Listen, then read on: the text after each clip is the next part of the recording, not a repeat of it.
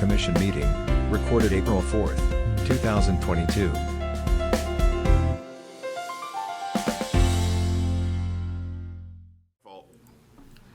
All right, Ryan, can we get, or Director Konoski rather, can we get a roll call, please? Weeza. Here. Kneebone. Here. Arnson. Here. Cooper's excused. Haynes is excused. Hoppy. Here. Rice. Here. We have 5. We have a quorum, so we will move on. Item number 2 is the report of the March 7th meeting of the City Plan Commission. Minutes were included. I move to approve the minutes. Okay, we have a motion by Commissioner Arnson, second by Commissioner Rice. Discussion? Hearing none, all those in favor signify by saying aye. Aye. Any opposed? And that is approved. Bear with me here, we still have a few people siphoning in, so I want to make sure everybody gets in timely. Item number 2 is a public hearing and subsequent action on a request from the City of Stevens Point to amend Chapter 23 zoning ordinance of the revised municipal code of the City of Stevens Point. Said request adds Section 23.01 sub 14 relating to the allowance of accessory dwelling units and accessory commercial units within the City of Stevens Point. This is a public hearing. We will be taking testimony during the public hearing. It's not a question and answer, but we will note your answers, or questions rather, and try and get you answers at the end of the public hearing. It's kind of a legal process that we do. So you do not need to announce that you wish to speak at the public hearing. However, when you do get to the lectern, or if you're online, we ask that you do identify yourself for the record, just so we know who's speaking and we have a record of that testimony. So right now I will, well, I suppose we should start. So let's do this. We have a short presentation. Give me 30 seconds. Jeez. 6 o'clock is 6 o'clock, right? Give me just a minute here because I know this one wanted that. You will hear something soon. Those of you online, we ask that you keep your phones on or speakers on mute until you are called upon to speak, please. And I know that we wanted a recording here, so I'm just giving it another minute. 2 years into this, you think we'd be better with technology by now.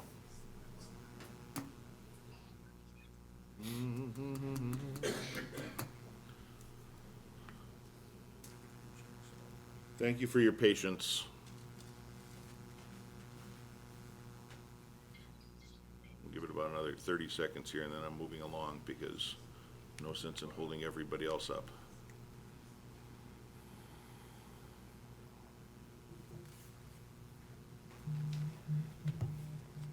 All right, I'm just going to go forward and share this here.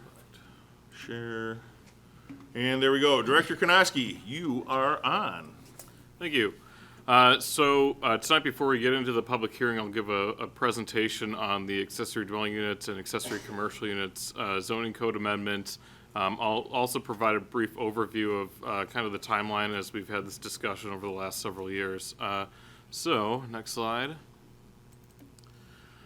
Currently, accessory dwelling units are not permitted within our zoning code. As commissioners may know, we do allow a conditional use permit to be obtained to construct more than one principal structure building on a single zoning lot.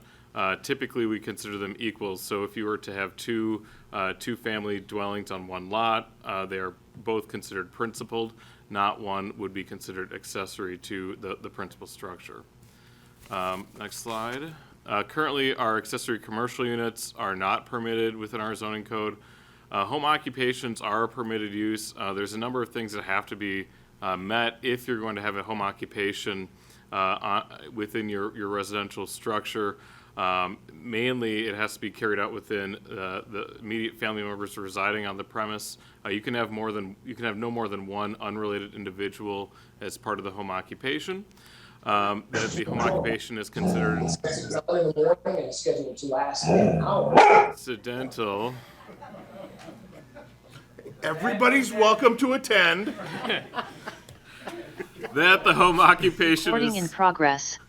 Considered incidental to the home. That the home occupation will not provide any substantial change to the character of the neighborhood. and no substantial amount of stock in trade is kept or commodities sold. So that's just something to think about as we talk about the accessory commercial unit. Within the proposed ordinance, the home occupation requirements would have to be met as part of the ACU component. Next slide, please. So I'll give a history of the accessory dwelling unit, accessory commercial unit discussion. In February 2020, which seems like a lifetime ago, with the original concept was presented at Plan Commission. At that time, the Plan Commission said to city staff, it was a discussion only, please go ahead, put something together and bring it back for consideration. Instead of diving right in, and bringing something back for public hearing, we did bring back a number of variations of the code before we, as a body, felt comfortable having the public hearing. March 2020, COVID hit, and we had some staff turnover in the Community Development Department. Kyle Kearns, who was the zoning administrator, left the city to pursue his position in Wisconsin Rapids. In April 2021, staff presented an ordinance for discussion only, and that ordinance was really probably the most relaxed version of the ordinance that we could have had. The condition, or the accessory dwelling units were permitted. They had to meet the similar setback requirements of accessory structures, which would be like a detached garage, which could be 1 to 3 feet off of the side and rear property line, and more or less push that into May, where we provided some clarification on the lot coverage. At the time, it was 75% impervious surface. That was discussion only. So next slide. And then in the June 2021 Plan Commission, we did have the public hearing where we provided proper notification. We had a number of folks speak at the June Plan Commission meeting. Ultimately, the Plan Commission did approve at the time, approved the ordinance and sent it to the Common Council for their consideration. At the June Common Council meeting, the council opted to table the request and instructed staff to go and have meetings, neighborhood meetings. So throughout the summer, June, July, August, and actually I think the early part of September, we held neighborhood meetings for districts 1, 2, 3, 4, 5, 7, 8, and 9. Wait, so I want to be clear on that. For all those district meetings that you had, postcards went to individual residents in all of those districts, right? Correct. Each resident was notified with a postcard from the Community Development Department that we were going to have this meeting. The other districts, we kind of left up to the alder in that specific district to coordinate something, so not all alders took advantage of that. By the time we had kind of taken the information received from the neighborhood meetings and really completely changed the ordinance itself, we made it a little bit more restrictive. We reduced from 75% impervious surface to 60%. We increased the setback requirements. Instead of being 1 to 3 feet off the property line, you had to be the same setbacks off the property line as the principal structure, which varies in each zoning code. A few other major changes, we in the R3 zoning, which is kind of what we consider the core of the city, instead of having a lot size total of 5,000 square feet, we increased that to 10,000 square feet. Which really began to limit those who lived in the core, specifically districts 1, 3, and 5, and 4, from being able to construct an accessory dwelling unit and then going over the impervious surface requirements. So next slide. And then throughout the fall and winter, we've presented more or less just information at the request of Plan Commission. We've talked about how many lots would be impacted by the minimum lot size requirements. We've looked at historic needs in other communities who have accessory dwelling unit requirements. We've also looked at population trends for the city and what our housing needs will be pretty much through 2040.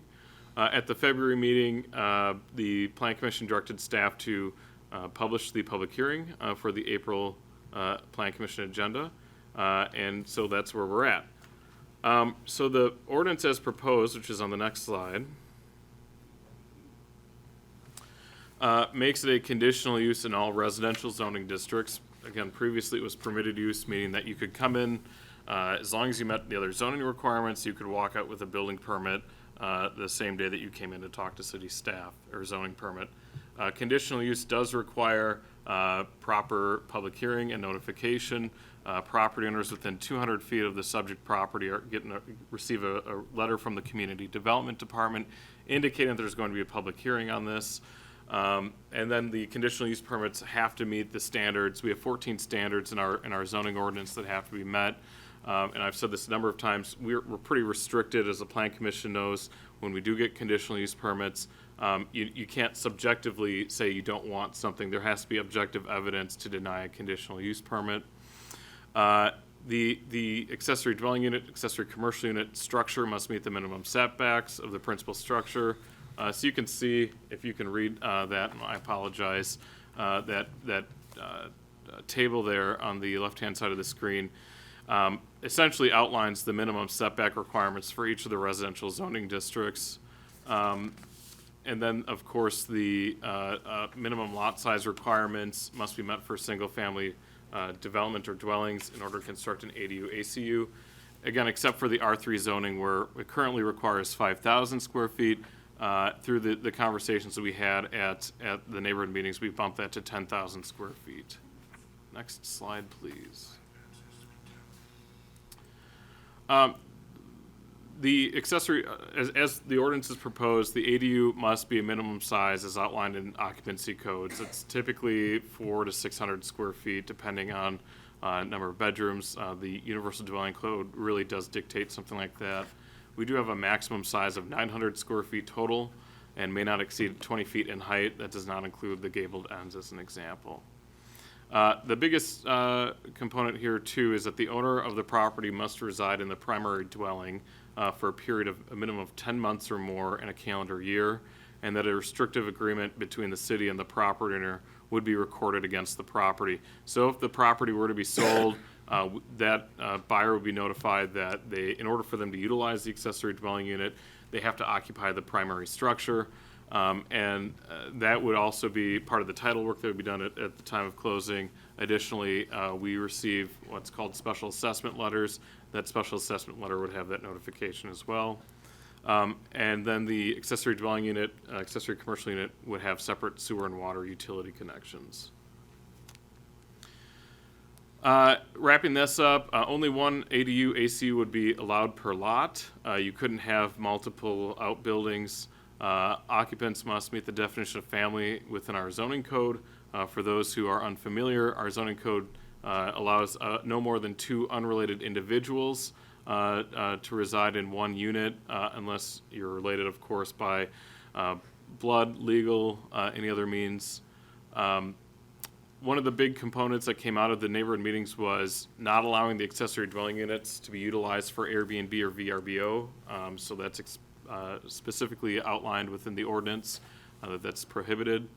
I want to emphasize that again, because that question came up. The accessory dwelling unit may not be utilized as an Airbnb or a VRBO. Correct. And then no more than 60% of the property may be covered with impervious surface. These would be things like buildings, sidewalks, and driveways. So on the next slide, this is a real life example. You know, I didn't put house addresses or streets on here intentionally, but these are 2 neighboring properties on the city's north side.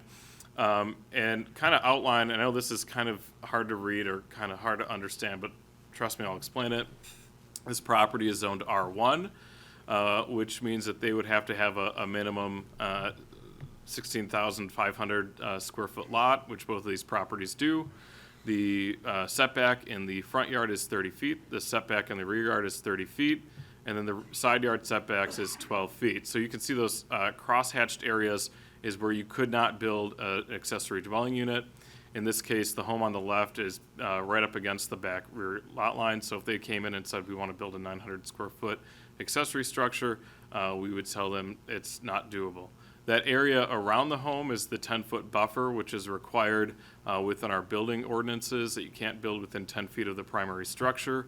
And then we don't allow accessory structures to be built in the front yard. So that red area is the actual buildable site. So the home on the right would be able to construct a 900 square foot accessory structure, but the home on the left would not be able to because of how the home is placed on the lot. Next slide. Another example, this is closer to the core. This would be a home that's in the R3 zoning, which requires 10,000 square feet. In this specific part of town, only 2 homes in those blocks actually meet the 10,000 square foot size restriction. The one on the left and one on the right. Again, the one on the left, you can see that the setbacks and that the 10-foot setback from the home doesn't necessarily mean that it's conducive to constructing an accessory dwelling unit. Via the proposed ADU, the home on the left would not be able to construct the accessory dwelling unit. The home on the right would be able to, but it would have to be much smaller, about 575 square feet, as opposed to a 900 square foot accessory dwelling unit. So one more thing I want to point out here, because again, it was a question that came up, is even though this is a citywide zoning change, many properties would not qualify because of all of the other restrictions that are put on it. And so this is kind of what we've been trying to accomplish through this late winter, early spring. The League of Wisconsin Municipalities, Wisconsin Realtors Association, AARP, the Builders Association, WIDA, essentially issued a joint report on housing affordability in Wisconsin, and they actually outlined accessory dwelling units as one of the more attainable housing ways that we could reduce the strain on our existing housing infrastructure while not adding to the expense of local municipal government. As they wrote in the report, ADUs will have a little impact on the character of neighborhoods and can help subsidize mortgages for property owners. Again, most of these are in the rear lot line. They wouldn't negatively impact the feel or the appearance of the neighborhood. And that's what these organizations that don't always work together well, we're trying to identify when they put out this report. Again, this is available online. I'm more than happy to provide it to anyone as well. So, and that's my presentation. Okay, before I open the public hearing to the commissioners, I know we've talked about this for well over a year. Do any of the commissioners have any clarifying questions before I open the public hearing? Mr. Rice. Yeah, just a couple items from the presentation and ordinance, if you could clarify. So the minimum size, maximum size is cited at 900 square foot. Is that a footprint only, or is that total square footage? Because technically a 2-story building would be allowed as well. So how the ordinance is written is that our current zoning code allows for up to 900 square feet of any accessory structure. So detached garages, sheds, things of that nature. Total. And so how the ordinance is written is that you can go up to 900 square feet, but that total square footage would not count against the total accessory structure square footage that you would have on the parcel. So you could do a 900 square foot footprint, 2 stories, garage underneath, dwelling unit above the garage. So dwelling unit could only be 900 square feet. Correct, yep. Does that answer your question? Not exactly. So can I build an 1,800 square foot No. 2-story home?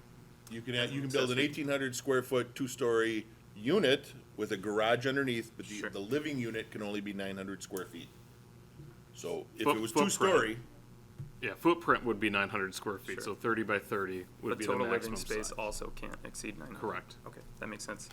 And then, related to the setbacks, I guess in either case, ADU or ACU, it seems likely that some homeowners may be interested in converting or upgrading an existing accessory unit like a garage into a combination space.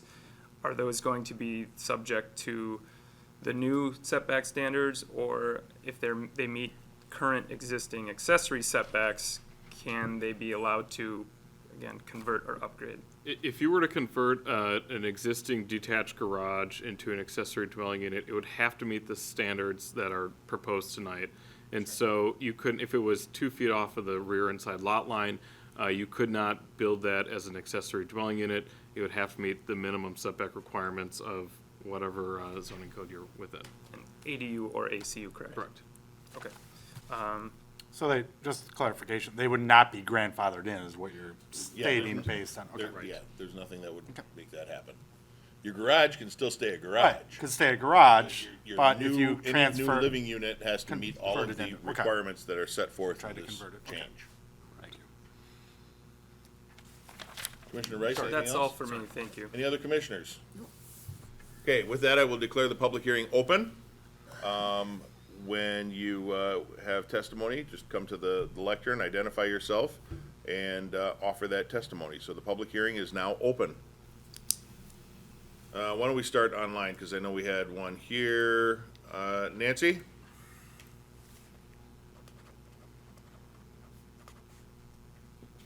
Nancy Roppy, 925 Smith Street. I'm opposed to allowing ADUs and ACUs. None of the concerns I've expressed at past meetings have been adequately addressed. The first district is already considered a blighted area. Packing more people into backyard shacks isn't the answer. Backyards used to be safe places where folks sent their children to play, where they could keep an eye on them. A place where people put in prized flower and vegetable gardens.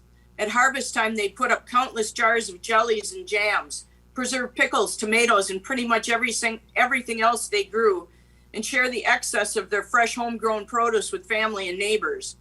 Backyards were places where families gathered to celebrate birthdays, holidays, graduations, and other special occasions. As families evolved over time, backyards became prized places for people with dogs to let their fur babies run. But now a new trend threatens to gobble up backyards because we have to monetize them in the name of adding density. Now, backyards are a potential profit center to maximize future resale value. Let's just be honest this time. This isn't about building a mother-in-law suite any more than the overnight parking rules were about helping out the family of a poor teen driver. This is about money, plain and simple. The first district has too much density as it is. There are plenty of student rentals that are way over occupancy. Just count the number of cars in the driveway plus those which have spilled out onto the street under the new parking rules. There is no way the square footage in those sleeping rooms meets the proposed new zoning rules when there are that many unrelated individuals living there. Before we start adding more standalone backyard structures, it makes sense that our existing housing stock should be in good repair.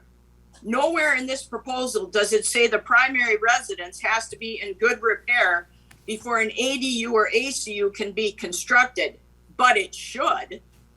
Not all of us have 40 acres out in the country to escape to when the stress of living in the city becomes too much to bear, like some in city government. So before you foist this ill-conceived proposal on the entire city, I'd love to know what makes you think these new shack-in-the-back landlords will charge affordable rent. No, I suspect rents will be whatever the market will bear. And therefore, this proposal does nothing to solve your perceived density problem, nor your affordable rent problem. All it does is pack more sardines in an already overcrowded can. And one last point. A characterization was made at a previous meeting suggesting that we're old, out-of-touch fuddy-duddies who aren't up to date on today's trends if we object when our property values are being threatened by neighbors who put their need for greed above the best interests and stability of the neighborhood. I worked long and hard to buy and maintain a modest home in one of the city's older areas, and by God, I'm not going to sit idly by and watch it go down the drain because newcomers demand yet more rental income. Thank you. Thank you very much. Public hearing is still open.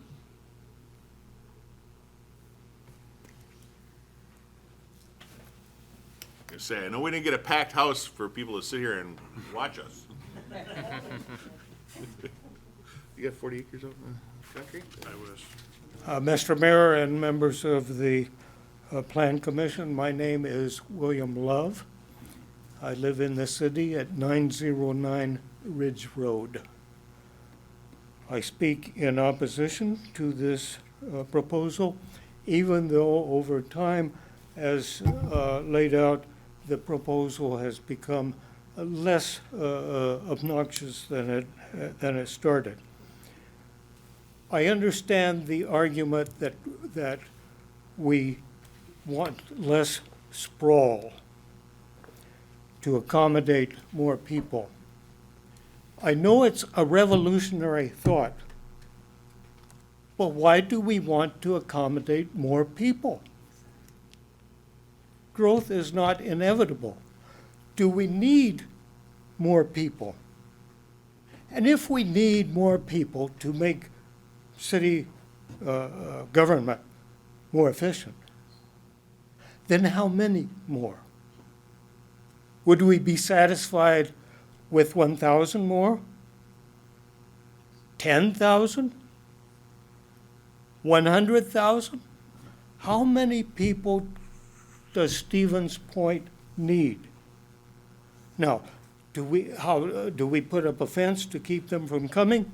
How do we keep them from coming? I don't know. We haven't even asked the question. We haven't even tried. We haven't wanted to try. We are obsessed with the idea that growth is good, more growth is better, and most is best. We really need to rethink that. Thank you. Thank you, sir. Public hearing remains open. Go ahead. Thomas Leake, District 8 Alder, and live at 530 St. Paul Street. Director Konoski, I appreciate the historical overview because, I recall that time. And, over that time, having thought about the issue, and having spoken to Mr. Love, for instance, and others in my district, I've come to the conclusion that I don't know about the other districts, but in my district, the opposition is quite stiff. And I think in theory, while it could in theory be a decent idea for some communities, I do not believe that the ADU ordinance is correct for this community. Thank you. Thank you. Yeah. Come on, you guys can line up. It's all right. Whoever wants to go, we're grown-ups here. We can figure this out. Ron Carlson, and I just want to comment on Nancy Rope's comments there, because that's what I did a lot of today, looking in the mirror and thinking, am I just an old man now? Am I a fuddy-dud? Am I somebody who doesn't like change? But I do like change. And first of all, I want to thank everybody for all the hard work you put in the last year and a half on this. Great presentation. One of the benefits to the city, I think, is probably 25 to 30% tax increase on the property. Is that true? I think it is what I read about ADUs. There's an increase in property tax to the property owner of 25 to 30%. So the city is going to gain that money without really having to do anything, all at the homeowner's expense. The other thing about it, and let me just look at my thing here, because I understand the housing shortage too. Things are getting more expensive as we go along. You go to any big city, housing is very expensive. But we aren't San Francisco. We aren't Los Angeles. We aren't Seattle, and we aren't Portland, where ADUs are flourishing all up and down the West Coast. We're Stevens Point, Wisconsin, 26,000 people. We have a community here that we like the way it is, I think. I see problems happening, neighborhood disputes. That guy's too close, he just threw his paper on my lawn. I see that happening. I also see parking issues coming. We have parking issues now, and we don't have two houses on a property. There's parking issues. I see, if anything, I would like it to be like in one section of town as an experiment to start. I don't think people move into a neighborhood, liking a neighborhood, to suddenly have ADUs popping up on both sides of them.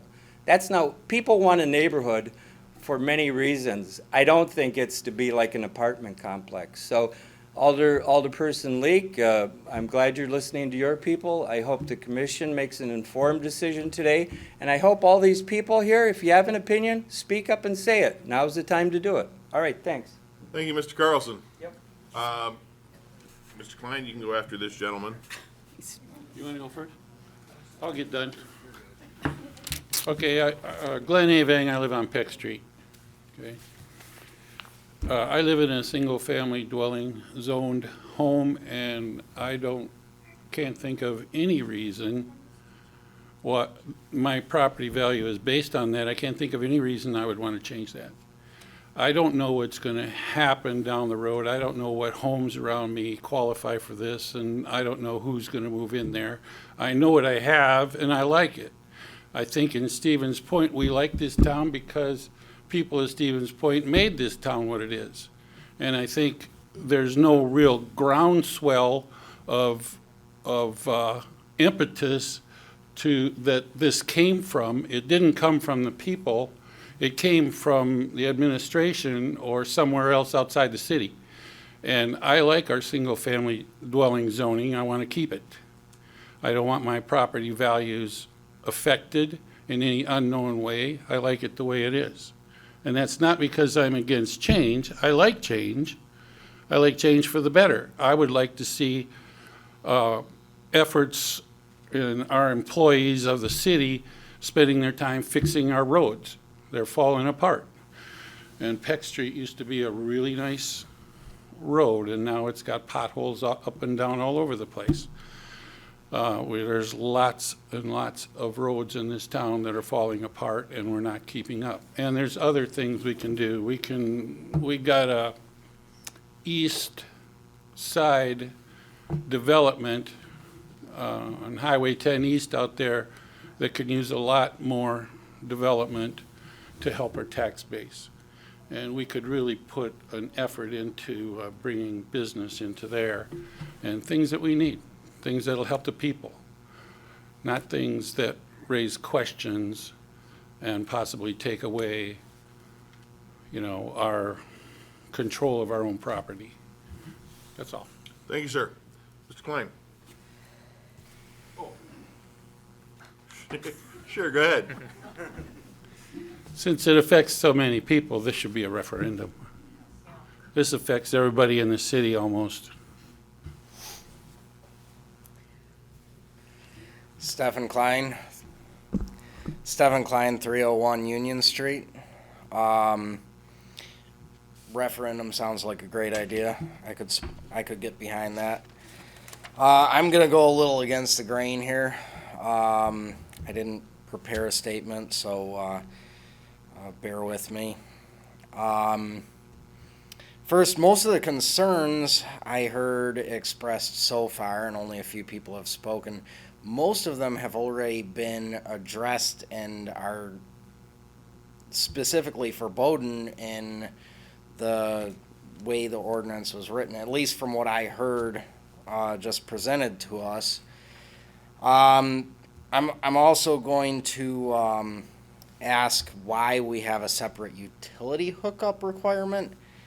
That, to me, it doesn't make a lot of sense. Maybe someone could explain it to me. It just, because you're coming from behind the house. I mean, I have a vague idea of how much a 4-inch pipe can handle and such, and being that the accessory unit is quite restricted on how much you can have in it, I don't see it as a very large utility need. And then I'm gonna just say this is not necessarily a new idea. The new idea is telling your in-laws you have to go into a home instead of taking them in. The new idea is saying that you have to have millions of dollars to invest in a commercially zoned property to run a business. Traditionally speaking, for most of humanity's history, people have done business from within their home, and their families have condensed for generations to take care of the previous generation. I think this is more a step back from our continually expansive culture that we've developed that requires people to expend far more money than anyone anywhere else in the world. that's it. Thank you. Thank you. Public hearing is still open.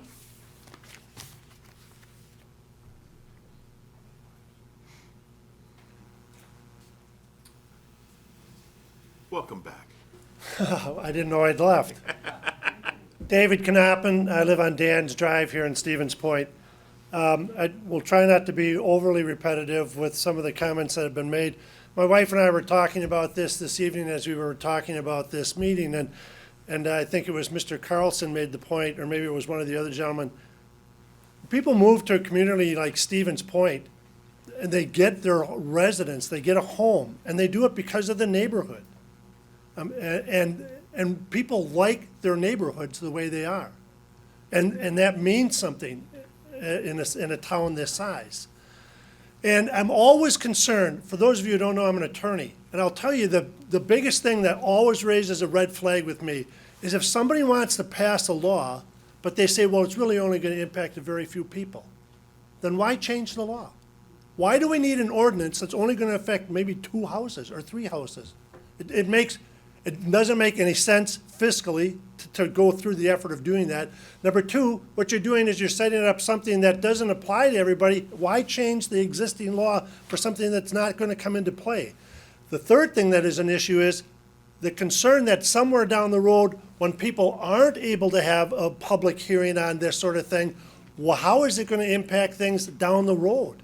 And we don't know that at this point. If there's such a small amount of people or homes that are going to be affected by this ordinance, then it really has no value at all, at least from my perspective, both as a homeowner and legally speaking.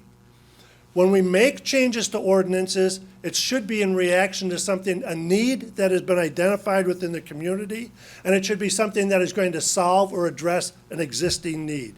If you're doing this for the hope that somewhere down the road, we're going to have so many people in the community and not enough land that this is something we should put in place, I think that's a much better issue addressed in the future when that need exists. If the need doesn't exist now, there's no need to have a change in the ordinance. And from somebody who deals with laws, I can tell you most of the problems occur when something is done in reaction to something that happens in the public rather than addressing a specific need. So I think there's a real problem with passing an ordinance now that is going to impact such a small or practically no houses at the current time.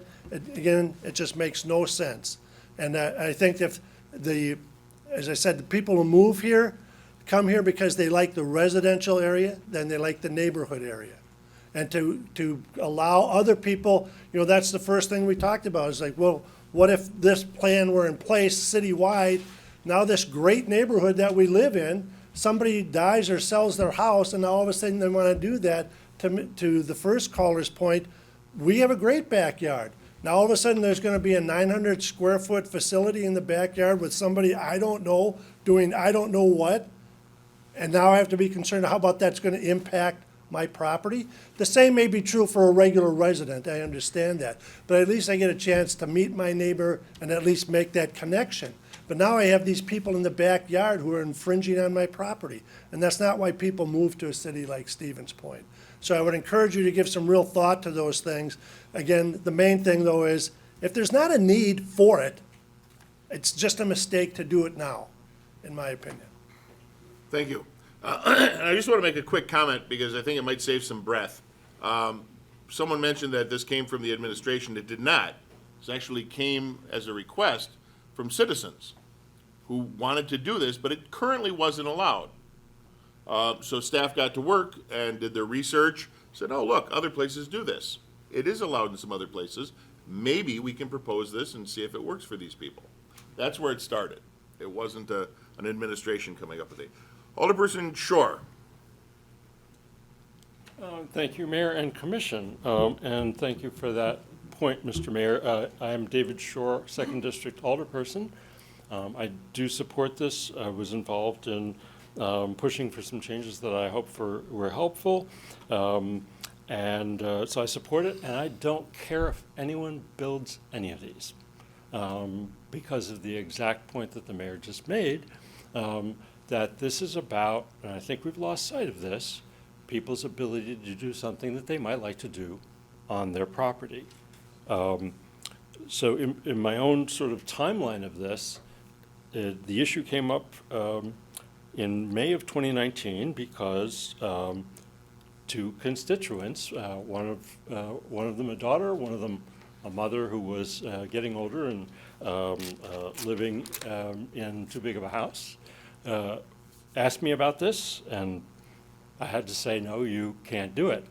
And so, you know, there are places where I care about density. I think I should, because density affects our tax base and whether we have enough tax dollars coming in, which is why we like to have more value in places like downtown and North Division, where really the issue is wanting density. Here, this is just about options, and that's I get the concern. This is fundamentally about one neighbor would like to do something, and by the way, it is most likely to be for a family member, because the 50 or 100,000 you're going to have to spend to complete one of these, the math probably isn't going to work very much for rentals, which does relate to one question I'll have, and I'll come back to it. So I get the concern. One neighbor might not want another neighbor to do this. I mean, on my block, there's not a single property that's big enough, but so that is why the requirement is for owner occupation. Not only that, but the original definition of being in residence was voting residence, which I felt was not strong enough, which is why it says now 10-month residence. And that is important, and I push for it, and the reason is exactly what I think people would argue, which is if there is any issue or any problem, well, that property owner should be on site to deal with it, to give the feedback to.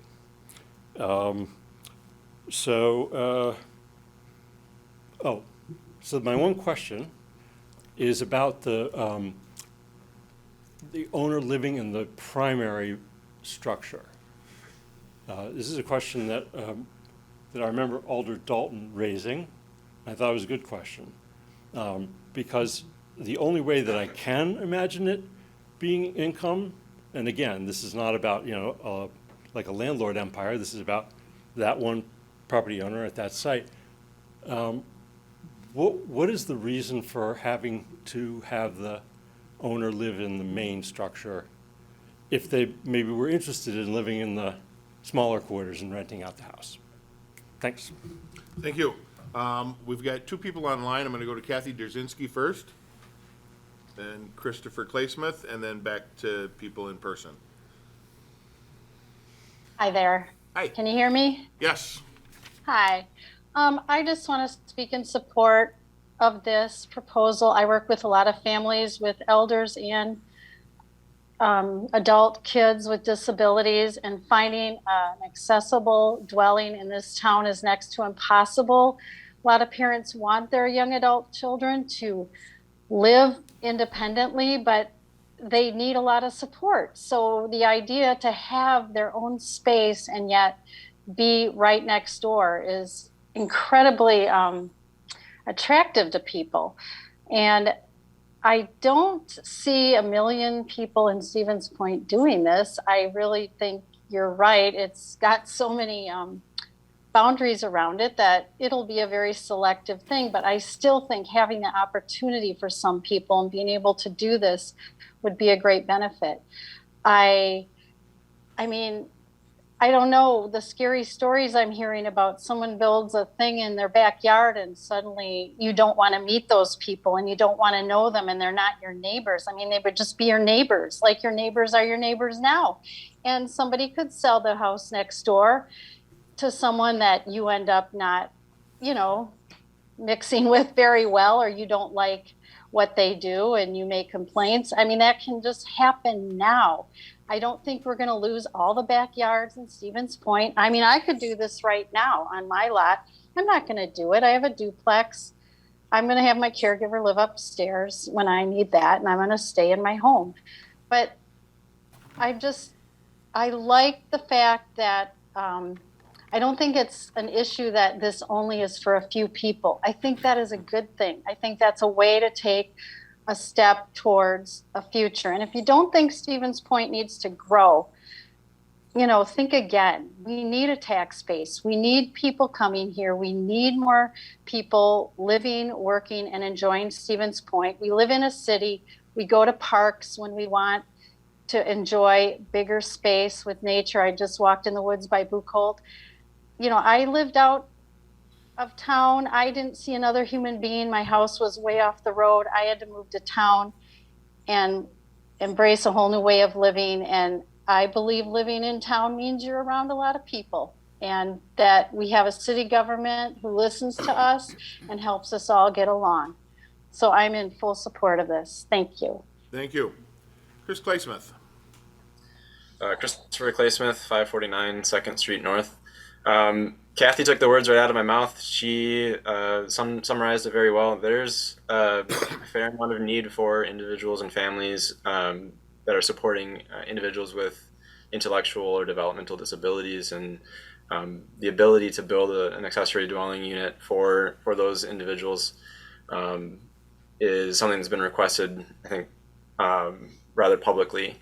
I also want to take a second to address one of the comments made about people moving into a city like Stevens Point because they want to move into the town for its neighborhood and its neighborhood feeling. I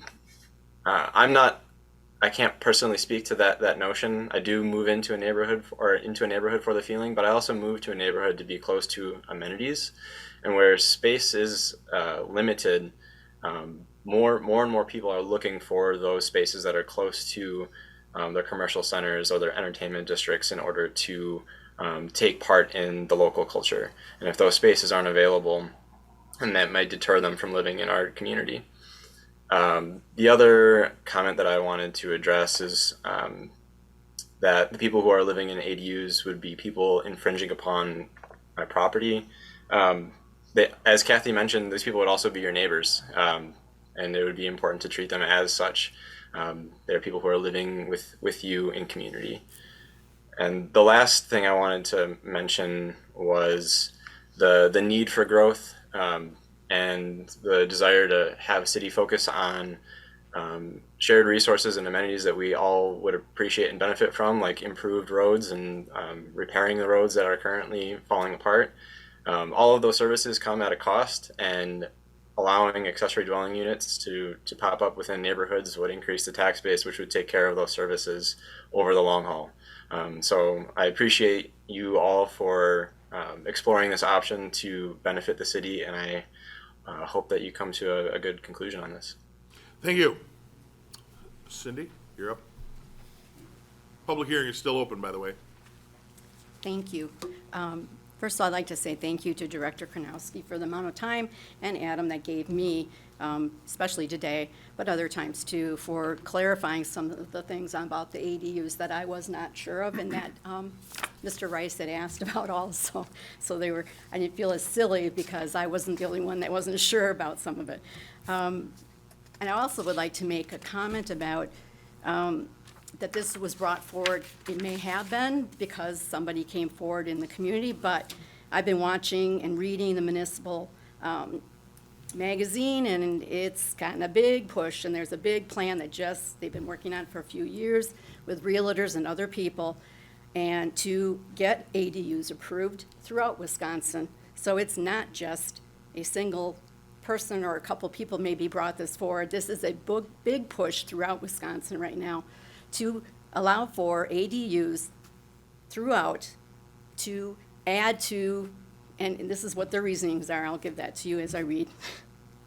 As real estate interests have increased, marketing of ADUs as affordable options for cities, as affordable housing solutions have also.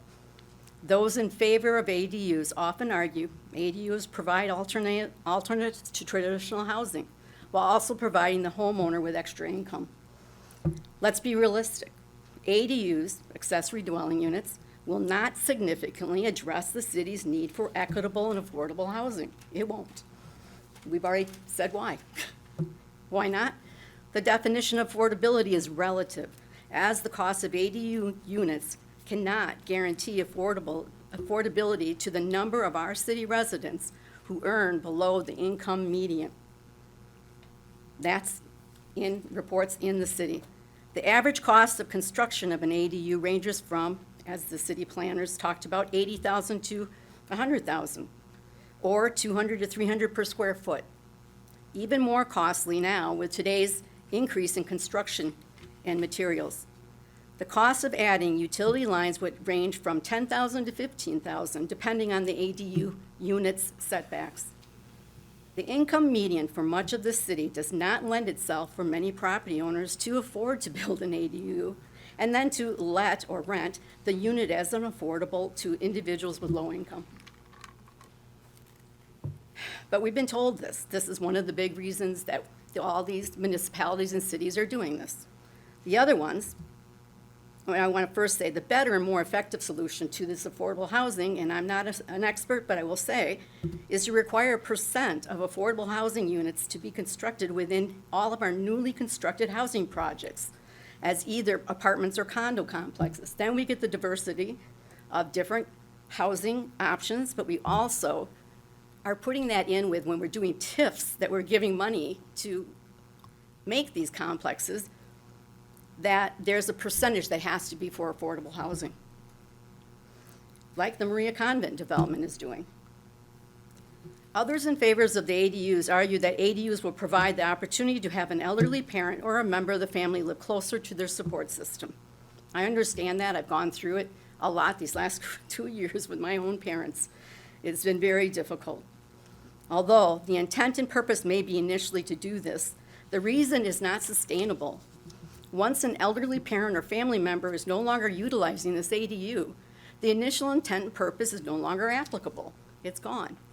In addition, a second-story ADU or home is not going to be conducive for a majority of elderly because it has stairs.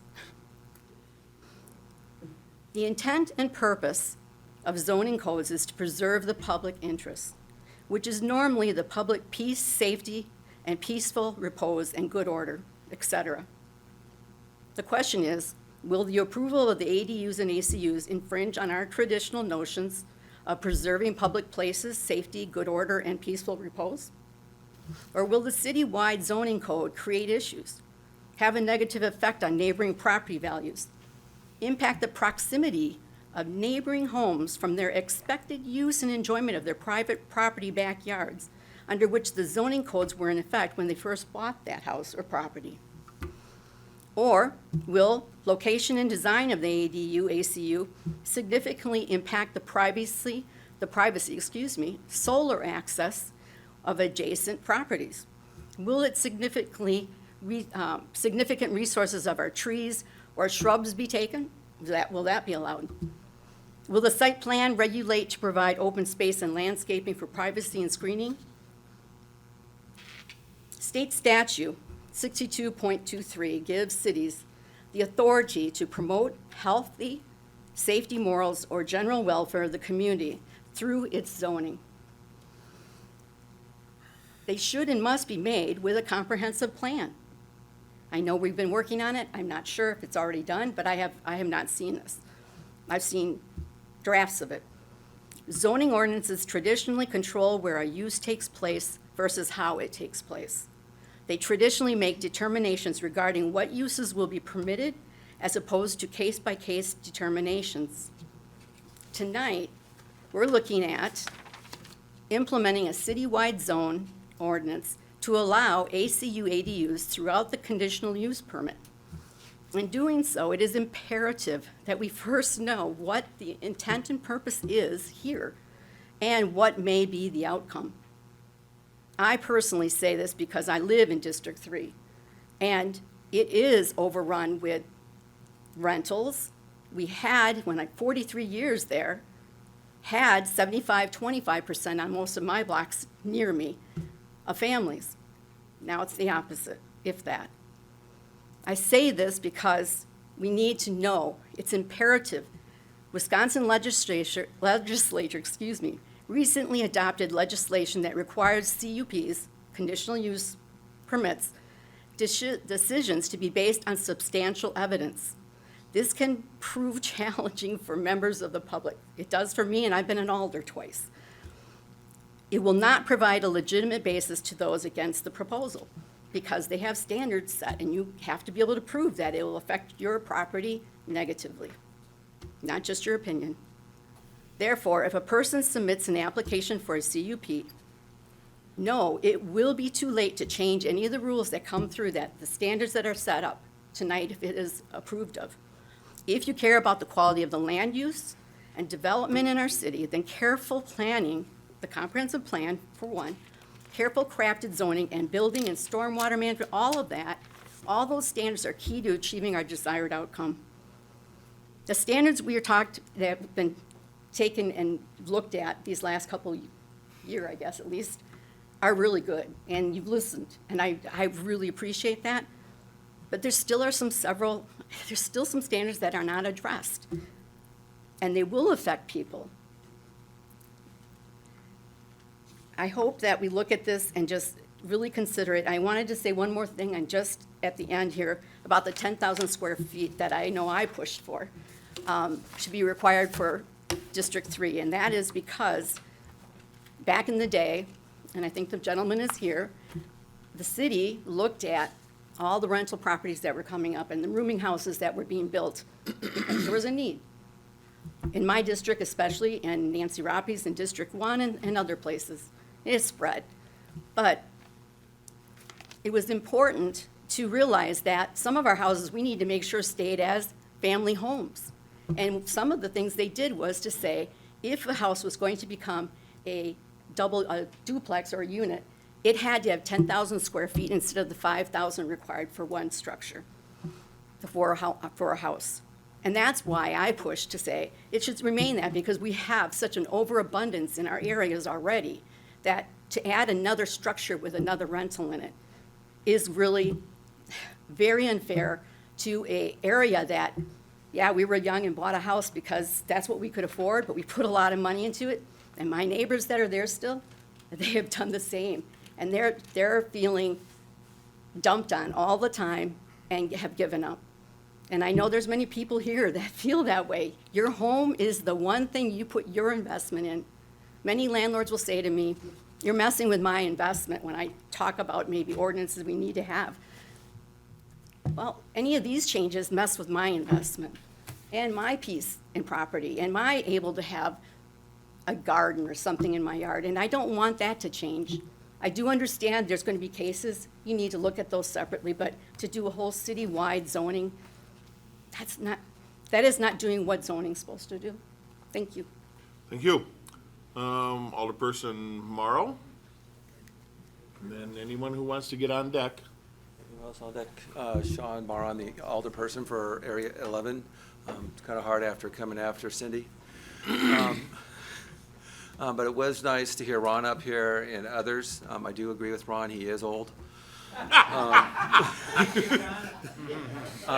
feel mixed. I'm all for having the most diverse housing stock that we also can, because I know our city is losing people. We are not gaining.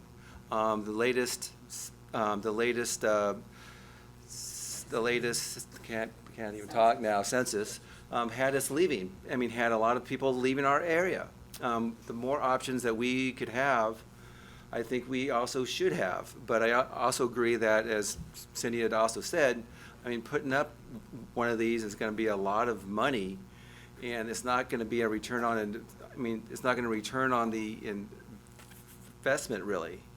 If someone's going to have to do this, they have to have a truly need. If they have to have their mom, their dad, a caregiver in, I think that should also be an option. But I am mixed.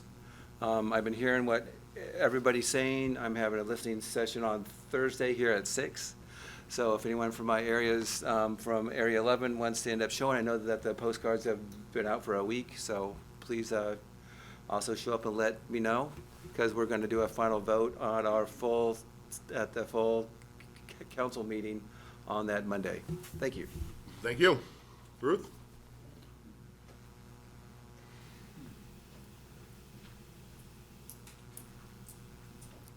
I have Ruth Piffner, 708 Ridge Road. I have a two-part thing.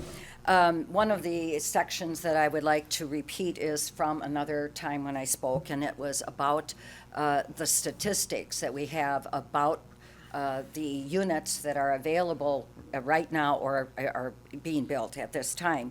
One of the statistics is that UWSP has had 8 out of 9 declining enrollment years, and the city population is down over, I think, around 1,075 people from 10 years ago. So again, let's look at, is this something that we need to do? The next set of facts, and I already gave them to you a couple months ago, they have to do with the number of units recently built or units that are planned or in progress. Berkshire has 88 units. The North Side Yard has, when it's complete, 159 units available. The Convent area will have 85 income-limited apartments by the end of 2022 and 17 townhouse units for 102 total units. The Point Motel project will have 79 units.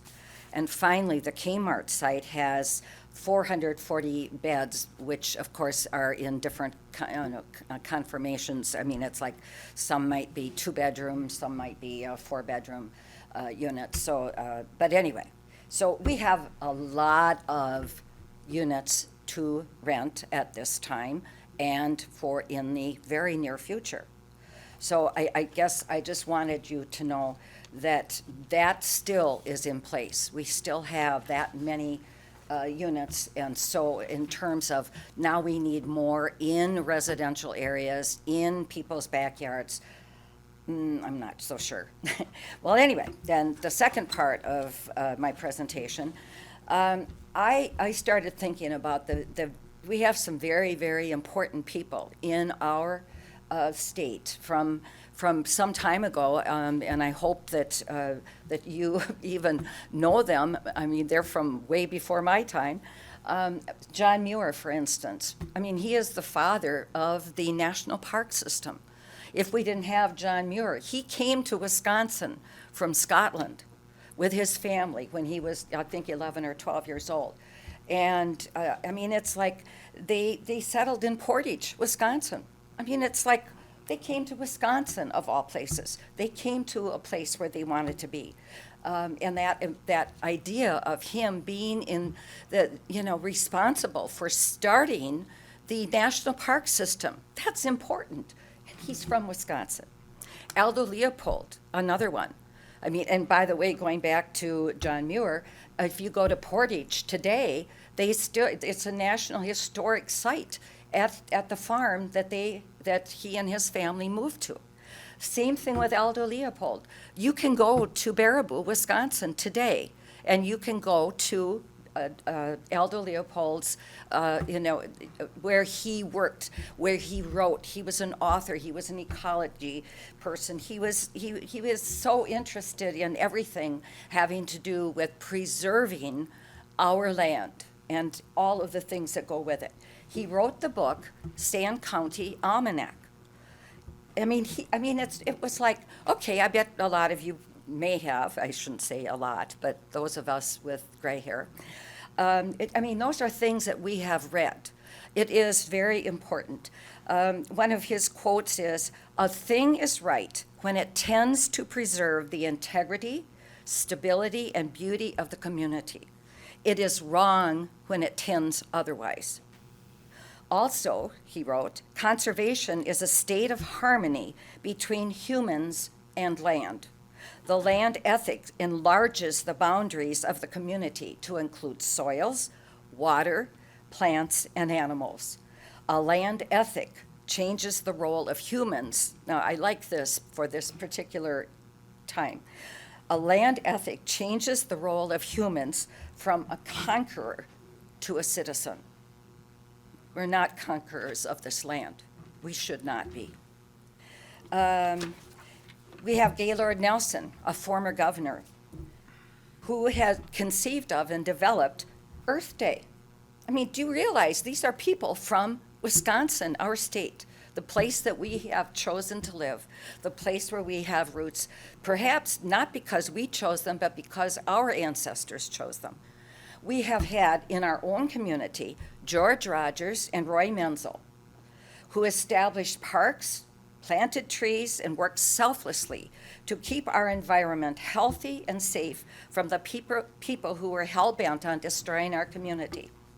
The Conservation Department at UWSP is nationally known for its work to keep our environment healthy. There's an entomologist at UW-Madison. His name is P.J. Leash, and he is the person that if you found some strange bugs in your yard, you send him those, and in his lab, he will decide what it is and what you can do with it. But anyway, I saw him about not even a week ago, and he was talking about monarch butterflies are considered endangered, but they have 100 other species that are in front of the monarch butterflies. So are we doing what is right for our land? I mean, I can't quite see that. If there are that many species that are endangered, then maybe we ought to start thinking about what we're doing with the land, not what man can do. Anyway, I hear this all the time, and I think of it as just being silly, that no mow May is, we have no mow May in Stevens Point. I call it a silly slogan that does little to do anything, because we need to preserve and care for our land and everything, and the air and the trees and the plants and everything for 12 months of the year, not just the month of May. That's not going to help anything. I brought to your attention these important people, I call them important people, that cared about our land. They cared about this state. And I'm doing this to get you to think about the consequences of your vote for the ADU-ACU. There are consequences, and you will be held accountable. This is a serious issue. As an example of our fragile economy, now this might seem to you very difficult to understand. Now, how did she make that connection? But I guess it's because this is what can happen. In 1992, 30 years ago, in Alaska and in Norway, fishing suddenly came to a halt because they were overfishing the cod. And 30 years later, today, that cod industry has still not recovered. That is how fragile our economy is. It is not something, just let's do it and try, and then we'll see, and maybe it will work, maybe it won't. I guess I don't look at it that way. I think we need to do something once and do it right. Doing what is right and not looking for ways to destroy neighborhoods and communities by removing trees, plants, microorganisms, insects, birds, and other animals, and to put in place concrete and buildings. This could cause ecological collapse. So,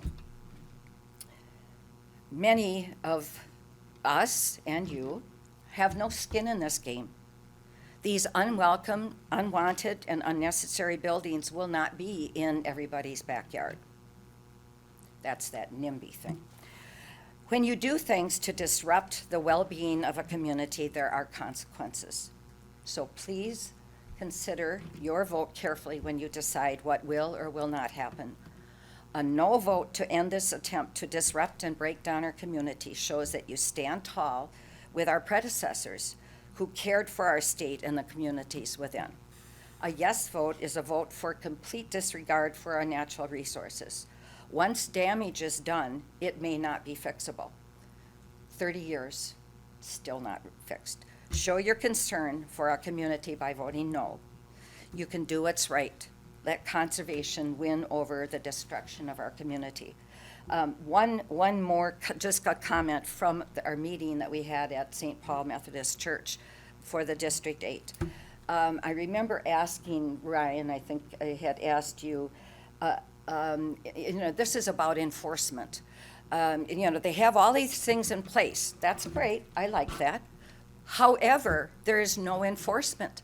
I mean, I can't, you can't, none of us can walk up to somebody's house, the main building, knock on their door, ring their doorbell, whatever you need to do, pound a little bit, and then say to the person who comes to the door, let me see your photo ID. I want to know that you actually own this house, and then besides proving who you are, I want to see the deed that says you actually own this house. So anybody can live in these places and no one can enforce it. It's impossible to enforce. We have no way to do it. I mean, I'm not even sure if the police department would be allowed to do that. I mean, it's like, okay, show me your deed. I want to know, are you really who you are? Do you know? It's like, how can we do this?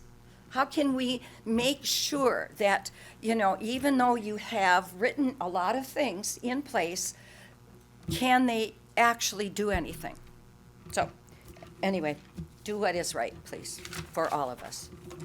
Thank you, Ruth. I sincerely appreciate that, and I'm glad you mentioned it too, because I personally think the no mow may, you hit the nail on the head. So our lawn maintenance laws are archaic. I'm glad you suggested that we remove those. So it's something we've been tossing around anyway. So hopefully in the next month or two, we'll see the yard maintenance restrictions being relaxed a bit.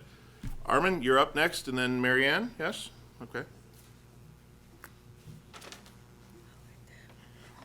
Armin Nabel, 1100 Phillips Street. Really short and simple. 2017 housing study done. The number one proposal from the committee was to, if you did anything, was to improve our housing, was to deal with the rental properties that already exist and uphold the ordinances that already exist and refurbish and repair instead of going elsewhere. That was the number one. They said you could do anything else, but the number one thing you should do is this. Now, I didn't quote it exactly because I don't have it with me, but we're on step 4 instead of realizing that 2017, 5 years ago, they said we should do this. And what has been done with that? I'm afraid that we're stepping into step 4 instead of dealing with step 1 first. Thank you. Thank you. Mary Ann? Then we have room for someone else on deck.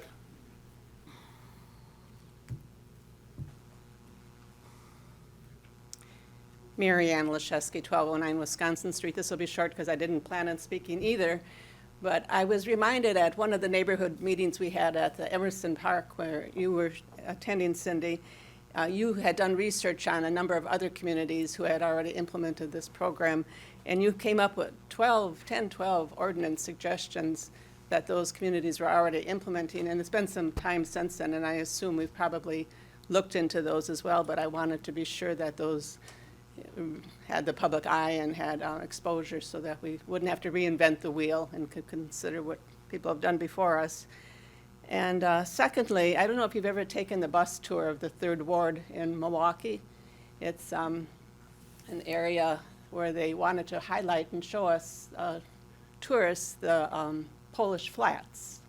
I don't know if you're familiar with them, but during the 1930s, when the families were desperate to support themselves, first they would elevate their homes so that they could live in the basement as their primary residence and then rent out the 2nd floor. And then in addition to that, they built a dwelling in the backyard of many of these properties. As you go down the street, you see the raised homes, the tall windows in the basements, and these accessory dwellings in the backyard. And when they're giving you this tour, they more describe it as an anomaly. They don't really point it out as an example of city planning and appropriate design. And I think they mostly emphasize how it seemed to disrupt the neighborhood more than contribute to it. Not saying nay or yay regarding this proposal, but it couldn't help but remind me of those neighborhoods and the appearance, the disheveled appearance it ended up producing. Thirdly, a number of landlords had hired me in recent years to show their rental properties, primarily in the 9th District, although I'm familiar with your district as well, Cindy, in the 3rd area. And I was so surprised upon showing these homes and properties and apartments how many, because Stevens Point is 50% rentals, how many backyards have been permanently converted into complete parking lots to accommodate the tenants in these properties? Because single-family homes are converted into duplexes, and they had the allowable number of people living there, but it still wasn't adequate parking, so these backyards are all gravelled. And in the 9th district, not only do we have many of these, we also have a lot of shared driveways. So I imagine maybe many of those lots are not 10,000 feet, so we may not have to be concerned. But if I end up with a paved parking lot on one side of my backyard and an accessory dwelling unit on the other side of the yard, I really think it's going to depreciate my property, my lifestyle, my peace and quiet, and property value as well. Where I currently live, I do have 3 neighbors in my backyard, in the back and one on each side. And I'm more than happy to, accommodate their activities and their grandchildren and their grilling and whatever goes on.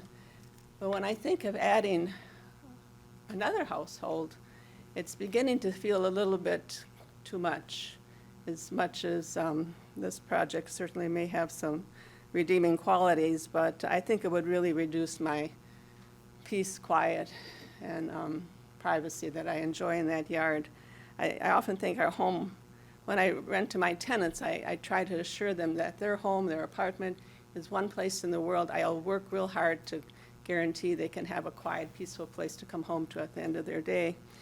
And I question how well I'd be able to enforce that if there's such a concentrated presence of so many people in one area. And lastly, of course, for most people, their homes are their primary lifelong investment, and they use that to pay for their assisted living someday or their retirement. And I can't help but think that if I did have ADUs in my backyard, that it would probably depreciate the value of my property or the asking price that I would need to be able to sell it in a timely manner. I know it would be a worry, and as much as there's pros and cons for this project, and probably some places for it, for the most part, I could not support it. Thank you. Thank you, Mary Ann. Insightful as always. Carol? And we're back to an opening on deck. Carol Malewski, 2125 Clark Street. I live in a successful inner city core. I live in that Zone 3 area, as Cindy does. Main Street, Clark Street, University. Despite all the continuing challenges, the homeowners occupying the single-family dwellings have given this city the stability that exists right up to the commercial district. Unlike other cities, you've been in those other cities, that there's a ring around the city of blighted houses, places that have no integrity and have no dignity. Stevens Point, the essence of a small university town, its calling card. It gives us a little extra space, though not necessarily large, and I'm talking again about this R3 area. Extra green, backyards for kids to play, and most importantly, some private space, particularly for those of us who live in the inner core. You have a lot of challenges with a lot of people moving in and out, and traffic, and all of those people that move a little bit farther out, perhaps out of the city, because they want that extra space. But they all come through the center of town if they work downtown or if they're going downtown. The central city has a lot of diversity already, a lot of different kinds of residents, a lot of different kinds of residents. It's a delicate balance that we've maintained. And just in my neighborhood for Clark and Main Street, there's 2 or 3 rental properties per block. So there's a balance there that I think can be very fragile. We downzoned a long time ago from multiple family to 2 family because we particularly knew that the larger houses could easily be divided into multiple families. We worked with the DOT to keep the street in a residential neighborhood look as opposed to what's happening farther down the street in Post Road. That took place in 2001. This balance is fragile. and I think it's really threatened by the ADU-CDU proposal. I think changing zoning on people who have bought a property in an area that's either R3, I knew what I had, or R1 or R2. I think it's really inappropriate to change the rules on somebody who has bought the property. Again, my dad was a realtor. Location, location. You look at the neighborhood, and if I was in the city, I would even go to that neighborhood at night to see what it looked like at night. They bought the property with the intention of living in a single-family neighborhood. And as some of the other people said, yes, there probably are some situations that they could use an ADU, but then perhaps they should just build on to their house and put a door that gives those people the privacy, but yet that person who perhaps needs somebody ASAP can just open the door and go into the other part of the residence. There are ADUs and CDUs across larger cities. I know that there's one in Ann Arbor because I asked my son about it and he lives there. And what happens with it?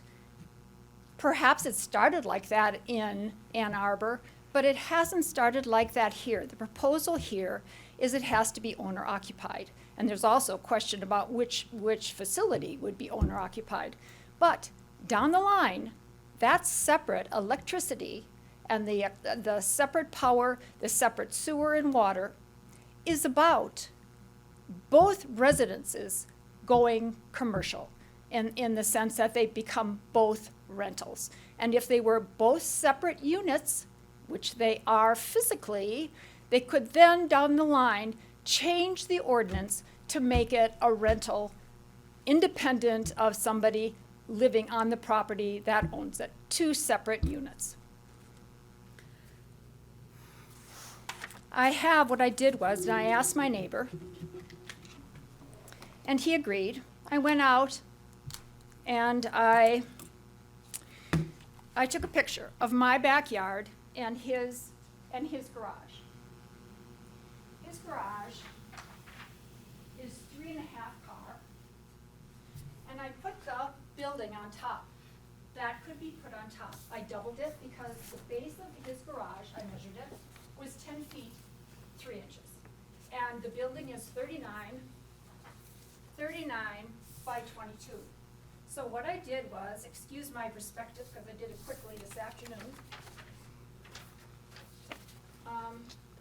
This would be the building, and obviously it's on an existing garage. So it's an example that doesn't really hold true because it has to be 7.5 feet from the lot line and whatever it has to be from the back. But if you notice in those pictures too, the people that are in the backyard are one-story houses. So that two-story dwelling, the residents on the second story would have overview across basically 1, 2, 3 backyards, plus my backyard. And so this is a picture of what the unit would see in my backyard. And if you can see, Mayor Weeza, there's a brush pile there because people don't pick it up anymore. But anyway, you can see what view they would have of my backyard. It basically exposes the whole back of my yard. And I know that I can only have, 8-foot fence on my side yard? Side yard is 8 foot, right? 8 foot. Rear is 10? And Yes. yes, Yeah, pretty much. And the building that they can put there, the box of the building can be 20 feet high. And that is including the second story, but the gable is not included. And if it's a 30 by 30 building, that gable end would be 7 to 8 feet high. So basically it's a 28-foot building, which is almost gets to the point where you'd have to have an outlet for your furnace, because I think that's 35 feet. Plus it's an overview of the backyard. And I think the main thing that I think about is, if you are in the central city particularly, there's only an amount of privacy that you can have. You accept that when you bought the property. And so our neighborhood has been really stable, mainly because so many people have lived there for a long time. And despite the fact that there are rentals and people move in and out of that, the single-family homes and their owners, the taxpayers, have kept the neighborhood stable so that people driving in and out of Stevens Point see a really nice street because there are single-family neighborhoods. And the lots, some of them, are big enough to have a decent backyard. And if people choose then to use, I have a 12,000 square foot lot, which is a couple thousand feet over. If I choose to put an ADU in my backyard, and my neighbor, who he could put one in his backyard, that means the green space in the houses that did have a bigger backyard, that a single family would want to come and live there because I have 4 bedrooms and they might have 3 kids or 4 kids, they wouldn't want to buy that property because there's no backyard. So the 10,000 square feet in some ways helps, but it also takes away, should you do an ADU, it takes away the backyard. You know, so it is a conundrum in that 10,000 square feet is good, but yet it's bad because it takes away the houses that people might want to live in. And if you look at the demographics of who lives in Clark Street, Main Street, a lot of those areas that are dealing with the traffic and everything else, there's a cross-section of occupations. And that's just what you want. And you don't want to jeopardize that.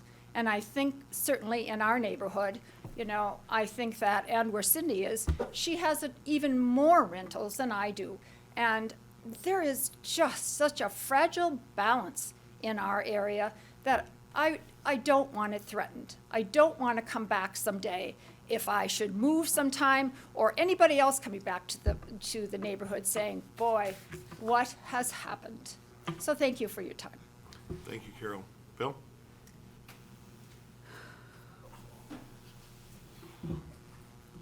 Bill Yetchits, 1309 Dubay Avenue, Stevens Point. I happen to have built and owned 3 of these type of structures. I think you're off on commercial. There should be no reason to have commercial involved in anybody's backyard to start with. The other thing is you're way too big. 900 square feet is like the size of a house on the north side. The ones that I've built have been 90 square feet, 384 square feet, and 500 square feet. And I can take you to Bayfield because that's where I could build it, because their zoning ordinance allows you to build a small house. Costs are going skyrocket, but I also think the big thing here is it shouldn't be a rental. With the COVID, we've seen people needing to work at home. I don't know how many of you have, you know, I see a lot of elderly people here. How many people have young people that have real jobs that work for Century and they're at home in their closets or other places like that?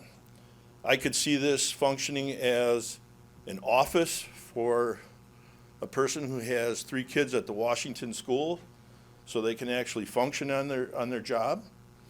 And I also see it that if you have a mother or a father that needs help, that they get to live in a little house behind you, because I also grew up having my grandmother live in our house, and that is not the perfect situation either. So the thing that I'm saying is if you build it, it has to be part of your family, okay? That means if your mother passes away or your father passes away, tough shit, right? You have to, Let's just say tough. yeah, tough, okay.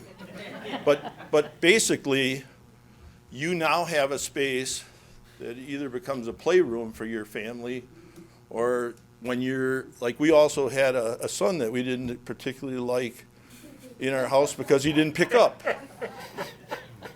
So when we moved out to Dubay, we put him above the garage.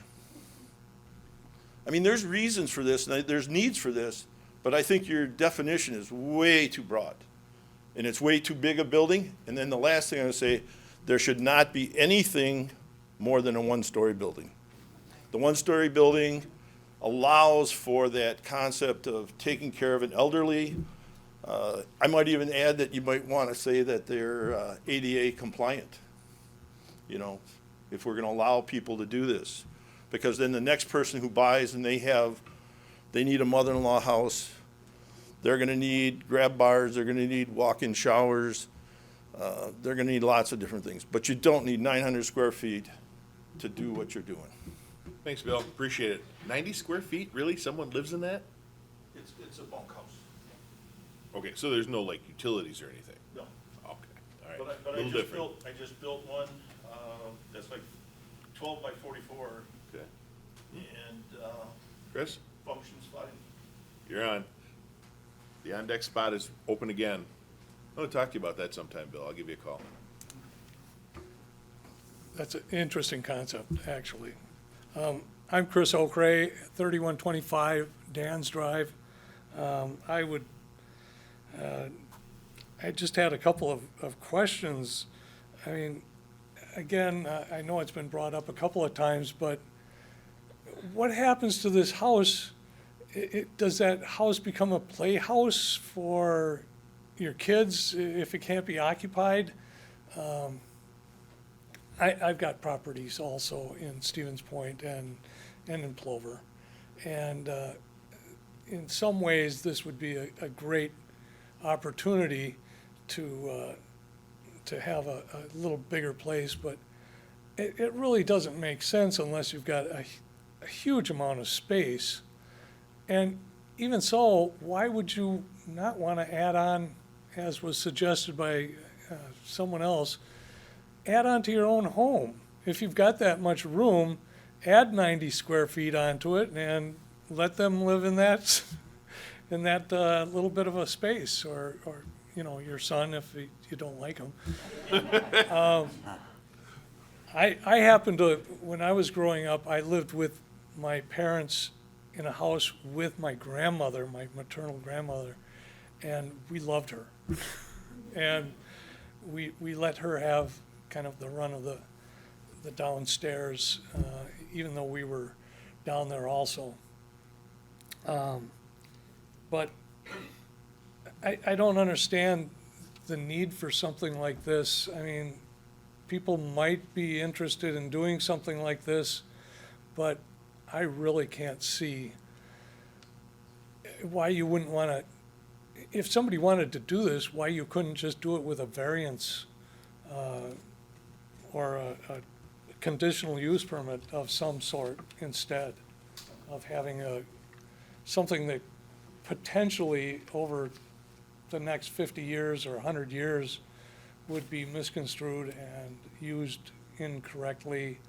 Again, if that property sells after grandma dies, well, do you have to have somebody else living in it that's also related? And that just doesn't make sense sometimes.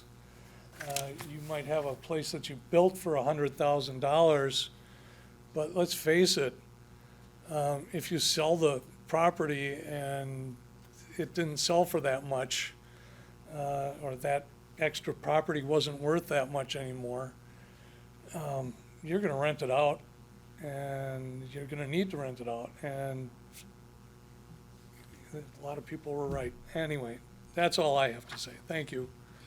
Thanks, Chris. Just for the record too, each one of these would have to be a conditional use permit. Right now, it's not allowed at all, so you can't even get a conditional use permit, but I just wanted to be clear on that because you mentioned it. Public hearing is still open.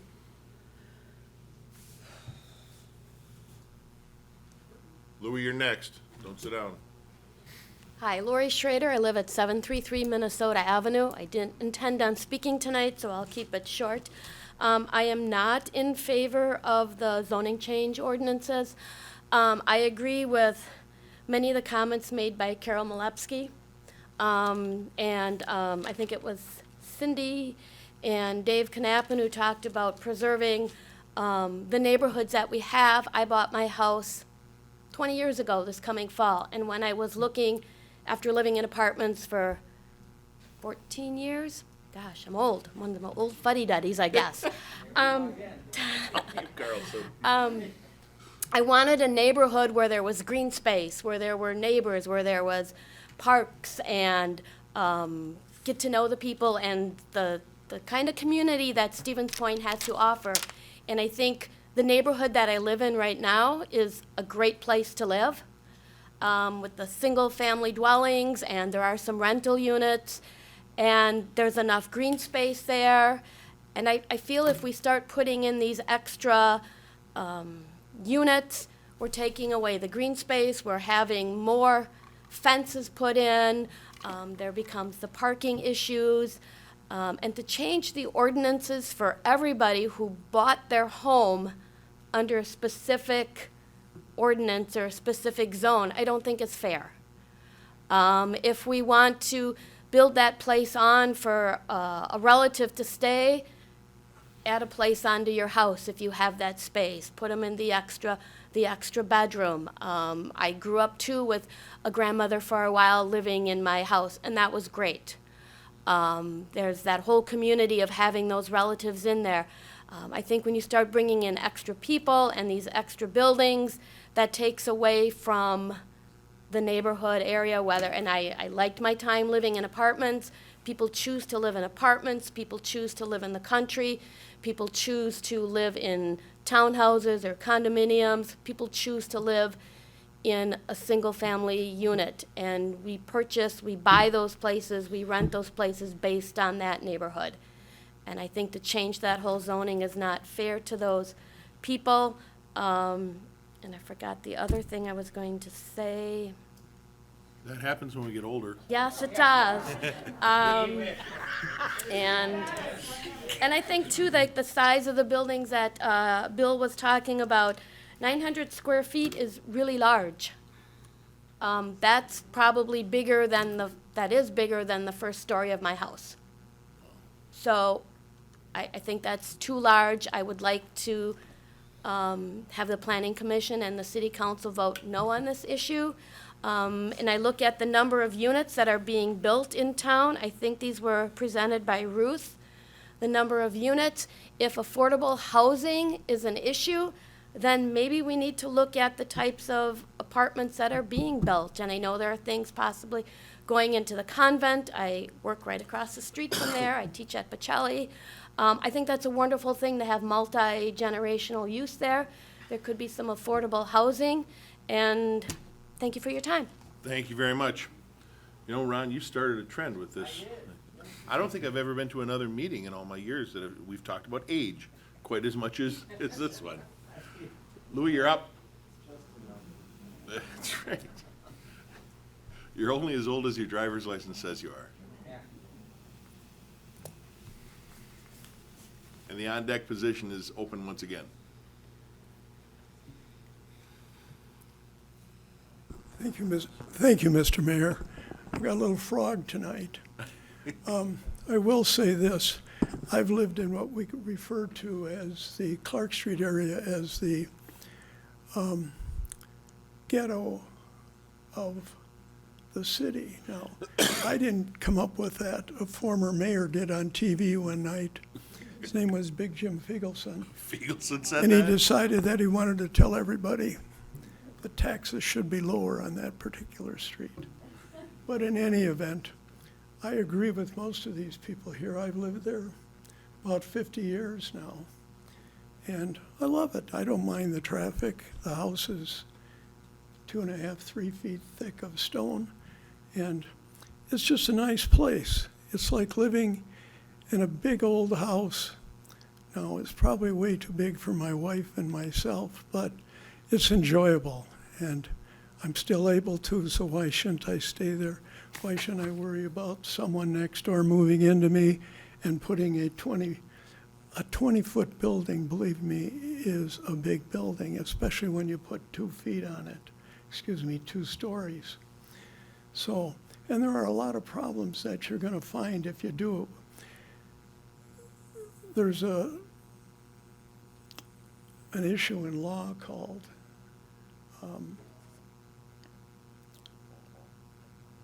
covenants. They're called restrictive covenants. And those restrictive covenants, there's an interesting case out in Wisconsin on it.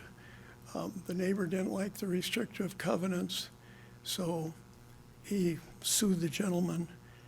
So we now have 3 decisions on the same issue. Shirley voted A.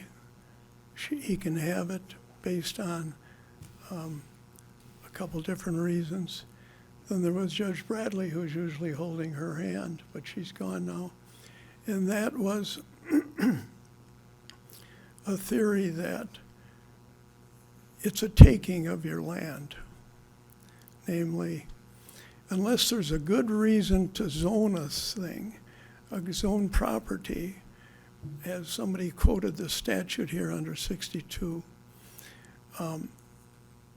that needs to be taken care of. Also, the Supreme Court, I think it was the other Judge Bradley and another one of the Supreme Court justices also have their interpretation of what the simple word is. A residential district, occupying a residential district, what does that mean? I don't know. You can look in the law book. So you get three different answers. And unfortunately, maybe we should have thought about this 30, 40 years ago when the city did expand. We expanded on the northeast corner of the city, Summers Addition. I think those lots were 2 acres. And 2 acres is a lot of land that close to the city, but that doesn't necessarily mean they're going to change it. Those are some of the nicest houses in town. They're expensive, but the ones downtown were very close. I mean, I'm 25 feet from my neighbor and a bit larger on the other side. But I think maybe this is a good example of, boy, I really like it the way it is. And I'm not too old to still enjoy it. And why don't we enjoy it? I guess I'm asking you, gentlemen. Thank you. Thank you. I'm gonna buy the house next to you, Louis, and I'm gonna have Bill's grandmother and son move in. Public hearing is still open.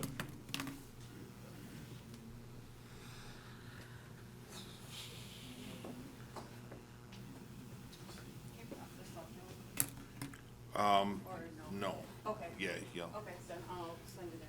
Yeah, next time, if you give me some stuff ahead of time, but. That's fine. Okay, so 410 Franklin Street, Stevens Point, Wisconsin, and Dan is not that bad. I went to prom with him. Andrea? So, okay. Oh, sorry. Okay. Name too. No, Andrea. Oh, Andrea We need the Olson. name, Oh, too. Andrea Olson, sorry. But Dan also know. isn't that bad. And yeah, and your property is really interesting because you have a commercially zoned property, and it started out first with the business on it, if I remember right. And then after that, the business ended up being a house, and then there was a garage with an attic added, which was another 1,700 square feet. And then an 888 square foot shop was then added to the property too. So you're a good example of how things changed and grew. But because you have already zoned commercially, you didn't have to worry about having a home occupation there. You were already able to have people be able to come over there and see what you're doing there or work from home, which is really nice. So the purpose of being able to have an ACU is you don't have that commercially zoned property already. You want to be working from home too, because economically it might be more feasible. The interesting thing is we have 400 Franklin Street, and the plans that we were going to be building there, because we figured out that we couldn't have, the structure wasn't strong enough and it wasn't that great when we got it down to the studs and everything. And Bill actually, back in 2016, the Common Council approved plans for my family and I to build. Recording stopped. Oh. That's not us, that's Channel okay. 7. Big brother. So they actually, Common Council did approve a unit that had living quarters for both my parents, and then a garage, and then me. And my business was going to be in the basement underneath the entire structure. And the one thing Mayor Wiesa said was, I hope it doesn't look like that when it's done, because it did look like a garage with 2 houses on it. And we were going to work together to make it so that it didn't look like that anymore, and it looked like one home. And it would have been great for us in the long run, but like many families, my parents decided that they were going to stay in Plover. So that's been happening. So we have our latest census data that says that Portage County isn't really losing anybody, maybe like 100 and some people, that's it. But Stevens Point is losing people, but where are they going? They're moving to Plover because we have no housing left in Point. So that's where people are going. And what are our housing options coming into Point right now? Do you want to, everybody, or most of the people here have their own house. And we're telling other people that no, you can't like live in an ACU or an ADU, sorry, not ACU. You can't live in there because we want you to live in all these apartments that are getting built instead. There are some townhomes being built too, but those are probably, some of them are subsidized, some of them aren't going to be. But do you think those are going to be scooped up right away? Probably. So what about those other people? Has anybody looked at the real estate market right now in Stevens Point or know how many houses there are on the market? I watch it every single day. You right there, just raise your hand. You did too. Well, I would say if you look at the houses today, there are only 8 on the market that aren't pending. And guess how many of those are rooming houses? 3. Guess how many of those were listed today, which I would bet money on that house will be pending tomorrow? 1. And then you have 2 houses that, if we all could afford it, $900,000 or $899,900 is one, or $4 million house is the other one. We don't want to pay those taxes, but why not? And then one of those houses is actually zone B1, and that's on 2nd Street, and it had a fire in it. So, and it was a triplex, and it'll have to get converted to a duplex, or most likely it'll end up getting torn down or something like that will be happening. Who knows? But that's our housing market right now. So if you have a kid that's moving home and you have your house and you're like, okay, well, I can add on to it. That's the least expensive option. Great. He'll move in and then we can have our kid take care of us. We won't tell them though, but that's their job now since we paid this money and they're moving in. Now they have to. That's a lot less expensive to do, which is great. But you're going to get possibly more people doing that. And if more people are doing that, it doesn't mean that they aren't going to be able to have 2 stories there and look out at the neighbor's backyard. No. So you might be extending that back almost as far as you could by building a separate unit and still having somebody look in your backyard. Or blessed people will build an accessory unit because you have to do all the additional electrical, plumbing, everything. And one of the purposes, I'm guessing, that it is going to have the separate meters is to deter investors from trying to do this. But since you can't do one, I think if it has a rooming house because you aren't living there, then that's already gone, that option. Since you have to have a certain amount of parking spots available too, you suddenly aren't going to run out of parking because they already built that in, that they have to have it available. So when you're thinking of it like that, what do you really want? Everybody's saying have this within the house. Is it easier to regulate something within a house or something that's outside of a house? It's a little bit outside of the house because then you can actually see who's going in and out too. But I think Houghton, Michigan, a town that's very much college town like Stevens Point, I know that, I'm not sure if they ended up passing it, but their ADU, ACU started out within the home. And I'm for having it within the home too. It's just opening up options for people, options for having somebody living with you to take care of you, options for, you know what, I am one of those people that they asked about today, what happens when you don't want to be living in the house and you'd prefer to possibly be living in the ADU that you own? Well, I'm unmarried, I bought a house, I've been renovating the house, and maybe I put up an ADU, And I was planning on having it for my sister that's moving back into town while they build their house, or different sister maybe that's getting divorced or something and they need a place to live. They move out while I'm still by myself in the house, or maybe my sister moved there. I don't want to sell her my house because I know her. She's never going to sell it back to me, and she'll be sneaky about it. And then I all have love some my family sisters. issues, I'm don't just you? sarcastic too. It's 3 girls. We always fight. 3. You don't want 3 of anything. They always gang up on each other. And I'm the oldest one, and the youngest one is too much like me, which is scary. But I would then want to move into that unit or into that smaller space because my golden retriever and I can fit in there just fine. The 900 square foot thing, that is questionable. You can go a lot smaller because you see people living in apartments that are a lot smaller than that. You can put easily, if you look at floor or blueprints, 2 bedrooms and a bathroom and a nice sized living room in that square footage too. But if it's up above, then you have to considering you're going to be having your staircase in there that's going to take up a lot of space too. And if the 900 square feet was chosen because 36 by 24 garage is about 884 square feet.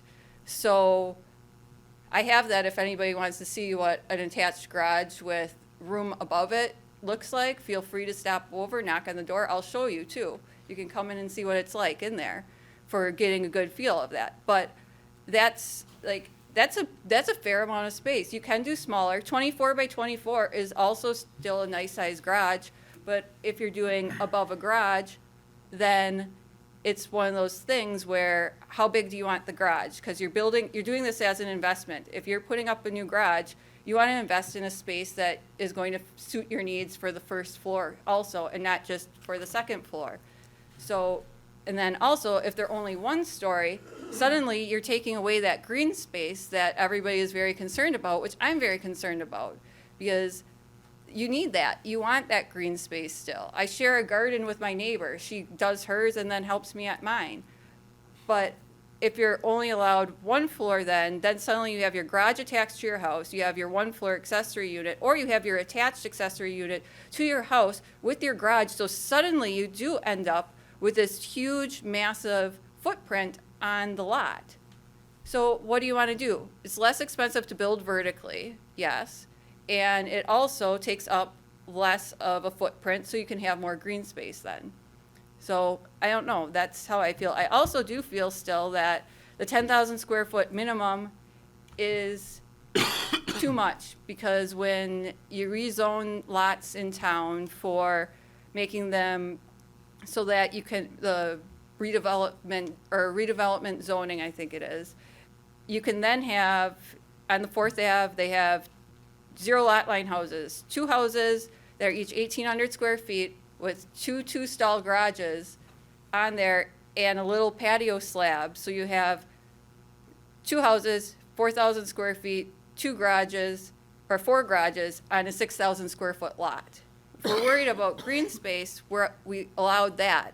So why don't we allow having our minimum lot size for an ADU or ACU, 6,000 square feet, which that's the amount that somebody just put 2 1,800 square foot houses and 2 2-stall garages on. Just keep that in mind. So when we're talking about sizes. So there's a lot of stuff, a lot of time that's gone into this, and yes, people do use them for multi-generational living. It's not this big excuse for the investors. If we do want to do something, most people have been against having college students and these rooming houses gone. If we want the rooming houses gone, why don't incentives be given to landlords or investors that own these rooming houses? Give them money to convert those rooming houses to single family. Do not make it dependent on if you still own the property for 20 years or if you have to live in that property for 20 years. Because when you're doing that, why would an investor want to convert a house? Because they can't, they aren't living there. But if they're converting the house, suddenly it becomes a single family house, possibly on the market, which we would want, versus all the college students. And then also let them put up an ADU or ACU, because then you end up in a better situation. Do you want your 6 college students and all that parking in the backyard, which that parking still has to, that lot can only have a certain amount of surface taken up and a certain amount still has to be green space. But why not let them put that up? You end up with one couple or one single person and one single family on that lot instead of 6 college students and the entire lot is taken up by cars. So that's pretty much what I think. And again, if anybody wants to stop over and see what a connected unit looks like, drive past and you'll see it. It is under construction and it's probably the longest construction project in the world, but it ran into lots and lots of issues. So that's life, but. Thanks, Andrea. Yeah. We do have that program to convert to single family. It has to stay single family for 20 years. You don't have to own it or live in it. Oh, I thought you had to stay in. The unit has to stay single family. Okay, I thought that I read that it had to be, you had to live in there for 20 years. No, we can't force someone to stay alive. Ron's That's almost what- dead.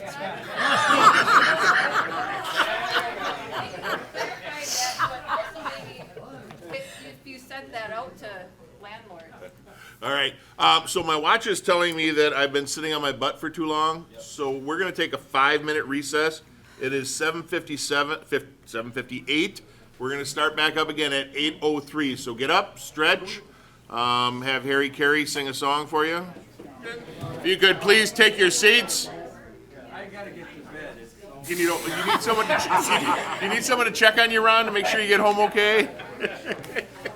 Seriously, you brought that up. Ron, we'll build a little ADU in the backyard All for right. you, and you won't have to go far. Armin, is there anyone out in the hall that might be missing yet? All right, we are going to reconvene the Plan Commission. The public hearing remains open. Is there anyone else wishing to testify on the public hearing? For the second time, the public hearing remains open. And for the third and final time, the public hearing is still open. Mary Ann, there's nobody in the hall waiting, right? Okay, I just don't want to be accused of something if, whoa, I didn't hear you. Third time. I think we all heard you, Mayor. I try. Mom called me Mike for a reason. All right, with that, I will declare the public hearing closed, and we will move it back to the commission. There were a couple of things that I wanted to mention, neither in favor of nor against, but I just want to make sure that we're all clear on this.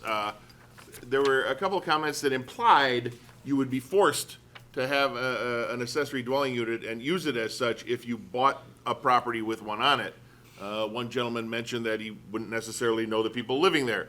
You're not required, nobody's forcing you to do anything. So if you buy an accessory dwelling unit property, you can turn it into a shed, you can turn it into a gardening house or a playhouse for the kids. There is nothing saying you must use it as a rental. And then the other one was about growth. And I'm not sure he meant exactly what he said, but my grandmother, for example, married her husband, and they brought 3 new people into Portage County, my mother and 2 aunts. And my mother brought 4 new people into Stevens Point. We have been growing. If we didn't grow, we would die. And without that growth, we wouldn't have the ability to continue providing the services we have. They talked about, let's expand to the east side. We don't need this inner city stuff. Well, if you expand, any new subdivision is going to have new roads. And now you have to maintain those roads when you have potholes on the ones that you already have. So growth is a part of life, of a community. And if we don't, I think we have a much harder time providing those services. People keep popping in. So, to say that we shouldn't grow because we can't take care of what we have to take care of what we have. We need to do a better job of that. But growing outside the city just puts more things that we need to take care of in. So infill, when it's appropriate, I think is important. And it's not for everybody either. We talked about housing. All of the units that came up were, I'm sorry, Pam, the public hearing stuff is done. Oh, I was just going to say neighborhoods change. Well, and neighborhoods change, but one of the things. Right around us that sold Yeah. in less than a one of the things that was mentioned is, we've got all these apartment units. Well, not everybody wants to live in an apartment. Some people want to live in a single-family home or a duplex or maybe a big house with a big yard. So it takes all types of housing options. This is just one that was brought to us because someone saw a need. If we say no, we say no, and I'm sure they'll figure something else out. But those are the things that I wanted to talk on, just to kind of clear some of that up. Director, we had a couple of questions that were brought up. Not a lot, but I know you were vigorously taking notes. You got, 7 pages now? On the So 7th that's page, good. yes. That's why you get paid the big bucks. There were questions that I saw you write down. Do you want to address anything before I bring it to discussion for the commission? Sure. So one of the questions was, why does the separate accessory dwelling unit need a separate utility hookups for sewer and water? And the main thought process from city staff was, you can run water and sewer lines from the main home to the ADU in a typical sense. But the concern was, if Adam's renting the accessory dwelling unit that's in my backyard, and I don't pay my water bill, now the city comes by and they shut the water off at the street, and now I don't have water, and my tenant doesn't have water.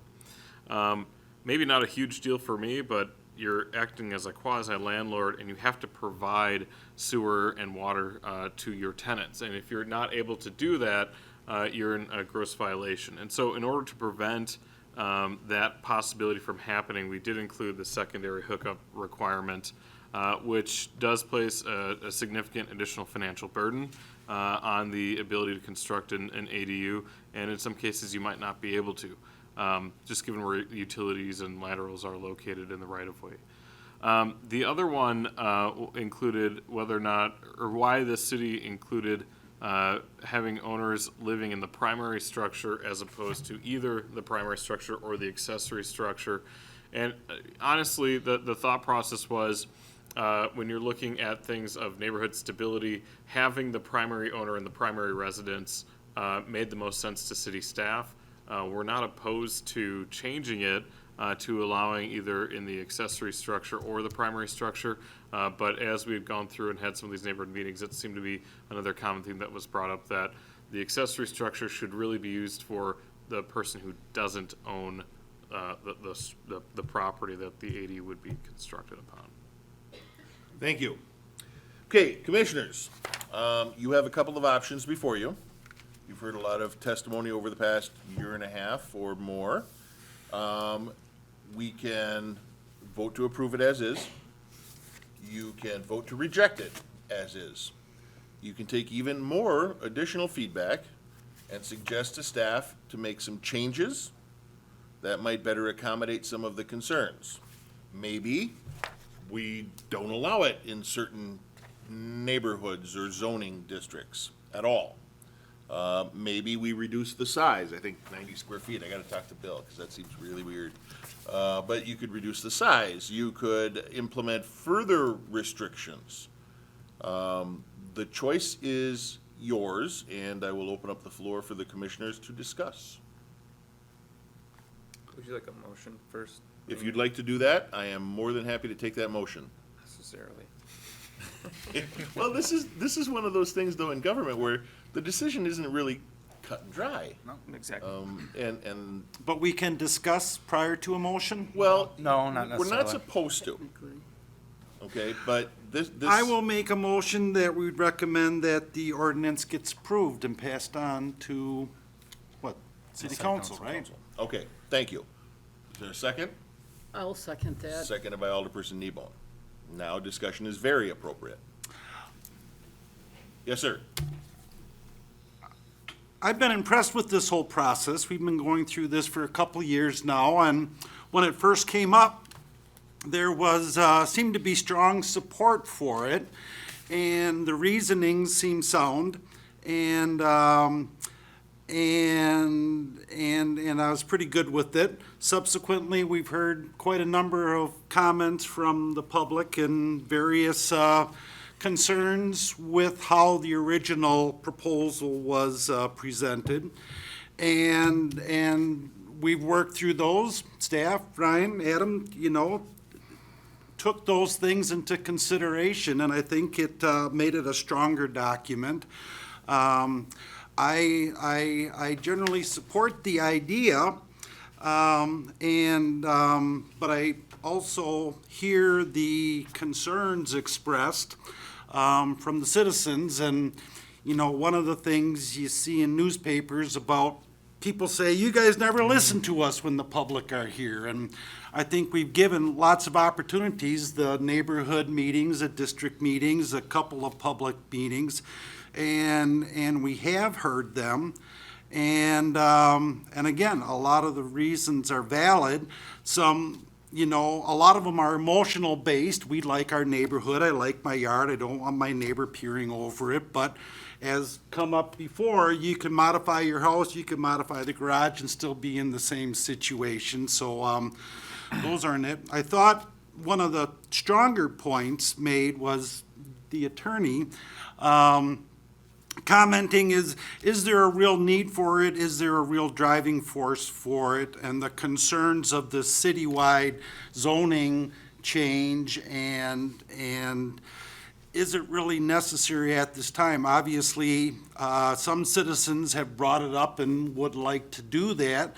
I don't know if they outweigh the people that don't want it done, but I also don't think that all the people who would promote something like this are as vocal and likely to attend as those who are against it. So, bottom line is, what do you think? I don't know. Commissioner Hobby.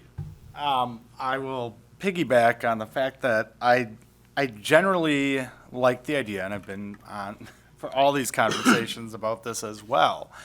And, you know, I've gone back and forth as well and how I've thought about it. In some ways, I think it fails to do what we initially sort of thought about it. I mean, the 10,000 square feet and about density and things like that we were talking about. And in some ways, I agree that, and I've been waiting for it. I think Alderman Nebel kind of mentioned it, the comprehensive plan might be nice to have in hand to address this. I agree with the housing market is ridiculous in Stevens Point right now with, houses being bought even before they're listed. I am aware, potentially my own, that didn't even list it and, sold. So that's not even shown in the, listings that houses are going ASAP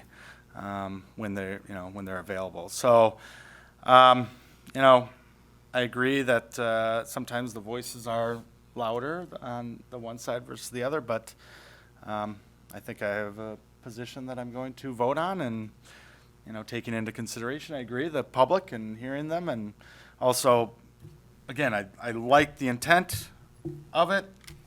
I don't know if the community's ready for it yet. Thank you. Anyone else? Commissioner Rice. Yeah, I will reiterate some of the the same points. I think what it comes down to for me is it is more nuanced than certainly kind of a one size fits all. And certainly, yeah, I can appreciate, literally a year plus of work that has gone into this, and that we have a desire to kind of put an end to it to some extent, but obviously we don't want to, rush to a decision that we don't know all the implications. We don't know and can't know the results of something like that. I agree with Commissioner Hoppy to some extent. I think the changes that have been made restrict things like the affordability of the ADUs. It restricts the density of the ADUs, which to some extent was kind of a feature, not a bug. But at the same time, the restrictions that were put in place aren't restrictive enough for people who do appreciate their single-family zoning. So I think it's difficult, again, to take a position and say, yeah, we can move forward, and this is going to accommodate the needs of what really feels like two pretty separate groups, people who live in single-family zoning and people who already exist in two-family zoning. I guess I'd be curious to hear from the director and Administrator Kuhn, their feelings about, one, having, separating rules for different zoning, whether it's simply, zones that currently allow for two-family plus, having this as, allowed or a conditional use, and single-family zoning not. That adds complication and adds steps to a process maybe down the road, if you're looking to potentially expand it in the future. I don't know if that in practices makes sense or practical or not. So I guess any other feedback, from Director or Administrator Kuhn would be helpful. So, one of the reasons that we had talked about within the R3 zoning district, which is our single and two-family zoning, and above, which would be the R4 multifamily 1 and the R5 multifamily 2, exclusively allowing it within those specific zoning areas. And what we had heard, especially in the neighborhood meetings from 1 through 5 that are most impacted by R3 zoning, which again, single, two-family, was there was this constant feeling as though they are the experiment districts, and that we don't look at a bigger picture that includes the R1 and R2 single-family zoning. And so, if you look at the density of the R3 zoning, which is higher density than those who live in the R1 or R2 zoning, it just made more sense. And if you look at the historic development patterns of the city, where the majority of the homes that actually meet the minimum size requirements aren't necessarily in the core of the city. They are further out, where our zoning code's been literally applied to subdivision development. And I understood where, especially former Alder Nabel was coming from, because she was absolutely correct. We have used the inner core as the experiment zoning district for decades. And having a wider look at it and saying, what are other ways that we can, allow this, through the conditional use process, but also address the, concerns of those who live in the core. It just made the most sense to include it as part of all residential zoning as opposed to specific zoning districts. Adam, anything to add? Nothing really further. I mean, the one comment I would make note of is, generally, as the director mentioned, we have a pretty systematic development pattern here in the city, specifically how certain parts of the city are zoned. Generally, R3 around the core of downtown, and as you branch out farther away from downtown is where you go from R2, R1, low-density residential. One of the issues is in certain areas of the city, I'm thinking particularly along Patch Street, certain areas on the north side, is that there are heavy examples of spot zoning where you have these clusters where this lot is zoned R4, this lot right next to it zoned R1. So you have the issue of, if you do it by only certain zoning districts, it's still not going to be a consistent application of the zoning code. So, thank you. Anything else? Alder I have Kneebone? a comment too. In my mind, this is all about options. Because ordinances have changed and zoning rules have changed, I can have a manicured golf green lawn, or I can submit a plan and have a natural backyard. I have options as a homeowner. I like that. I can build raised beds, have a garden in my backyard. I can plant apple trees. I can put in any kind of landscaping that I want. I have options. And in my mind, this is about options. I would like to have the option to live in one of these one day. I prefer not to live in an apartment. I like a small space, and I'd rather have a nice little tiny nest in somebody's yard that I could call my own. Now, not everybody in the world is gonna build one of these. People that really have a need we'll follow through if we change this ordinance. If we don't, we remove other options forever. Things change over time. Another council could come back, could come later and change this again. We don't know. We can't really predict the future.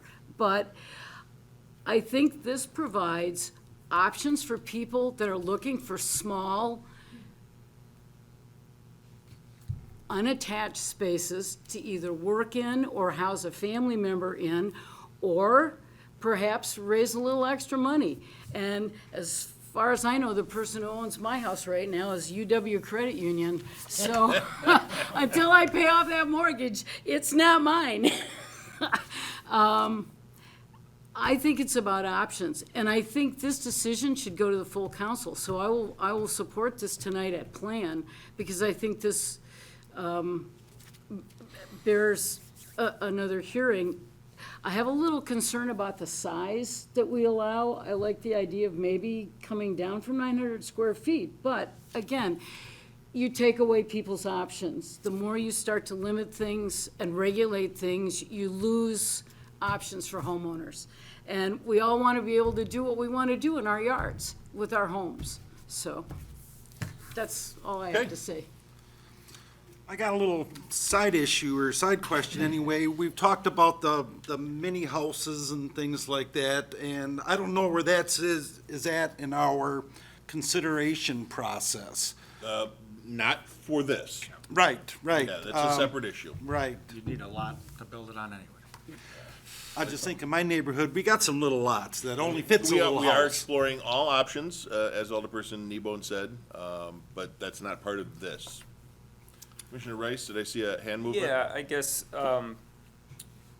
just to talk about, the idea of options, I mean, I guess maybe my biggest concern about potentially not allowing this, as was kind of brought up and echoed by a few people tonight, was there are families who very much need and want this, more so need than want, whether it's an elderly family member or someone physically or mentally disabled and can't live completely on their own. The idea of creating an addition on your house is certainly an option. I get that people might want to have additional space. Not that I'm looking to publicly broadcast loopholes, but theoretically, how do we define an addition?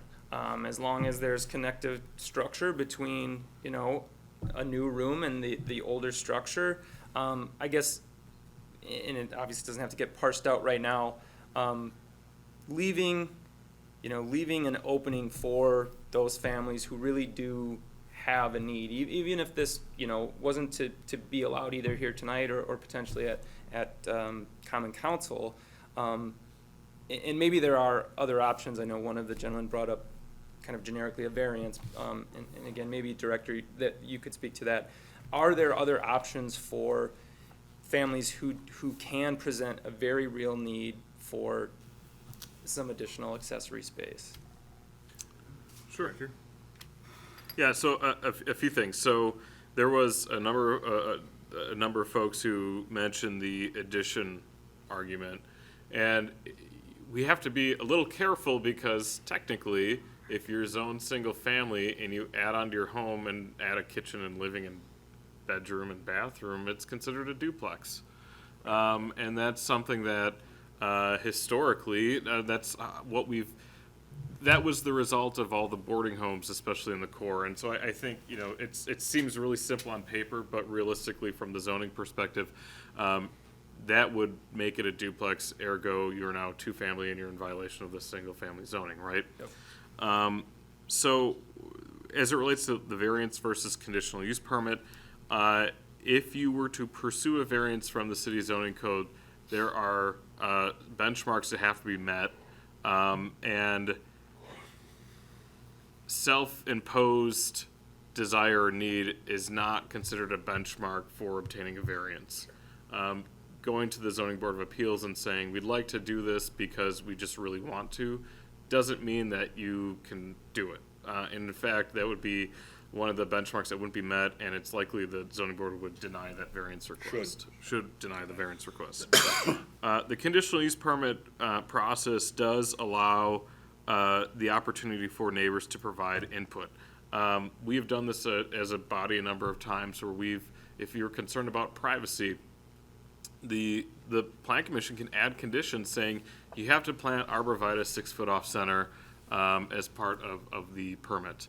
And the individual wouldn't receive a final occupancy permit until all those conditions that were as part of the permit would be implemented. Just two other things from a staff perspective. We really view this as just another tool in the toolbox for addressing housing and affordable housing. I don't foresee this being widespread. I don't believe that we're going to receive 25 permits, the day after it gets approved. This body has seen that the demand for something like this is limited, exceptionally limited. But providing that opportunity, I think, goes a long way in addressing some long-term housing affordability problems that this community has and will continue to have moving forward. I will state that you can, as a body, make amendments that are more restrictive than what was published. You can't be less restrictive than what was published. So if you have a concern about the 900 square foot size limitation, you could say, well, a 500 square foot size limitation maybe is something you want to pursue. Now, granted, we have not talked about that, and city staff really hasn't done a lot of research or data gathering in that. So if you're going to become more restrictive, you aren't giving your staff the opportunity to look at what the possible implications could be. So, Today. Okay, I just have one more thing. sure. We can get till the basketball My game's turn. over. That's right. I just wanted to say, I'm glad I'm not the only person that's ever quoted the Leopold land ethic at a city meeting. And no mow does work. Anyone else? Go ahead. Yeah, just to touch on, again, a little bit more about the affordability, and I guess in my mind what the goal of, to some extent, or one of the goals of including something like this in the zoning code is certainly to allow for affordable housing. And we use that term pretty generically, and I think it sometimes gets very much associated with people who, are maybe below median income. I guess I don't necessarily think of this as that solution, but simply maybe affordable for people who are at median income.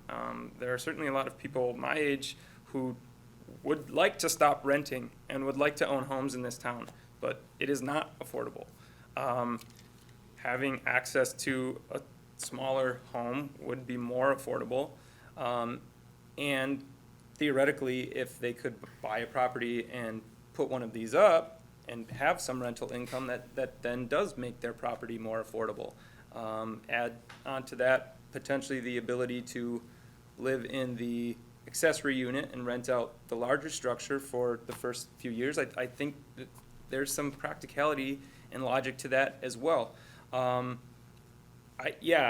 your point about being more restrictive or less restrictive, again, I think as written, it's maybe more restrictive than it originally was, and I think it maybe prevents us from accomplishing some of the original goals. So, I'm inclined to think, to some extent, it could be less restrictive, and again, maybe it's in a more nuanced restriction based more on zoning, if that's plausible. And again, obviously, I can understand that would take more time, which, I guess that maybe be my final question for city staff is, if we don't move forward, does this continue to be a priority to spend time on right now? Or given the input that we've heard, and I think the concession that we likely aren't going to see a significant amount of requests for these right away, is this something that city staff would prefer table to the extent, you've obviously done a lot of research and background, and you can use that in the future, or does it make sense to pursue changes, further change immediately? I'll be very honest with you. We have worked on this for well over a year. We have done our best to accommodate and address many of the concerns that were brought forward. In my opinion, it's overregulated to the point where it's probably not going to get any use at this point. But we can always relax it once our comfort level is there. So I don't think that it's worth sending it back to the drawing board. But I think there's still room to refine it, as there are with most of our ordinances. I mean, you know this. We're constantly bringing back things to tweak them a little bit. Sure. This would be one of those things. So I think we're starting out very restrictive, and I think if our comfort level gets a little better over the next months or years, that I think we can always relax it a little bit more. But at this point, I mean, if it's not something that we want to pursue, just say no, and we'll stop. But if it's something that you think has any form of merit, I would say move forward with it. Okay, any other comments? Then I'll call for a vote. We have a motion and a second to approve the zoning change as presented. All in favor signify by saying aye. Aye. Aye. Any opposed? No. Okay, with the majority being in favor, this will move forward to council on the 18th. Dick, Pam, thank you very much. I want to make sure you're awake, wide-eyed and bushy-tailed. Ironically, this is something you want to do with your own property that doesn't fit in our zoning code right now. So item number 4 is a request from Richard Packard for a fence waiver to install a privacy fence along the southern line at 1017 Ridge Road, consistent with chapter 23.01 sub 14 sub G. And you had a what did we have? We here? do have a We had a PowerPoint. PowerPoint here Yep. somewhere. But I can start. Yeah, let me bring this up here. Yep. That's not it. This is what I have to do. There, and share, and this one. Share. Doom, doom, doom, doom. There we go. Okay, thank you. So, the city is going through the process of reconstructing Ridge Road and Ridge Court, in summer of 2022. That project should be starting shortly. As part of it, we do go through, the Public Works Department and the Forestry Department, goes through and identifies, issues, mainly structures on the right-of-way. And unfortunately for the Packards, their fence that has been in existence for 60-plus years was in the right-of-way pretty significantly, in some areas about 10 feet within the right-of-way. Because we are reconstructing Ridge Court, which is a dead-end road that serves 3 homes, we do have to have the Packards move the fence out of the right-of-way.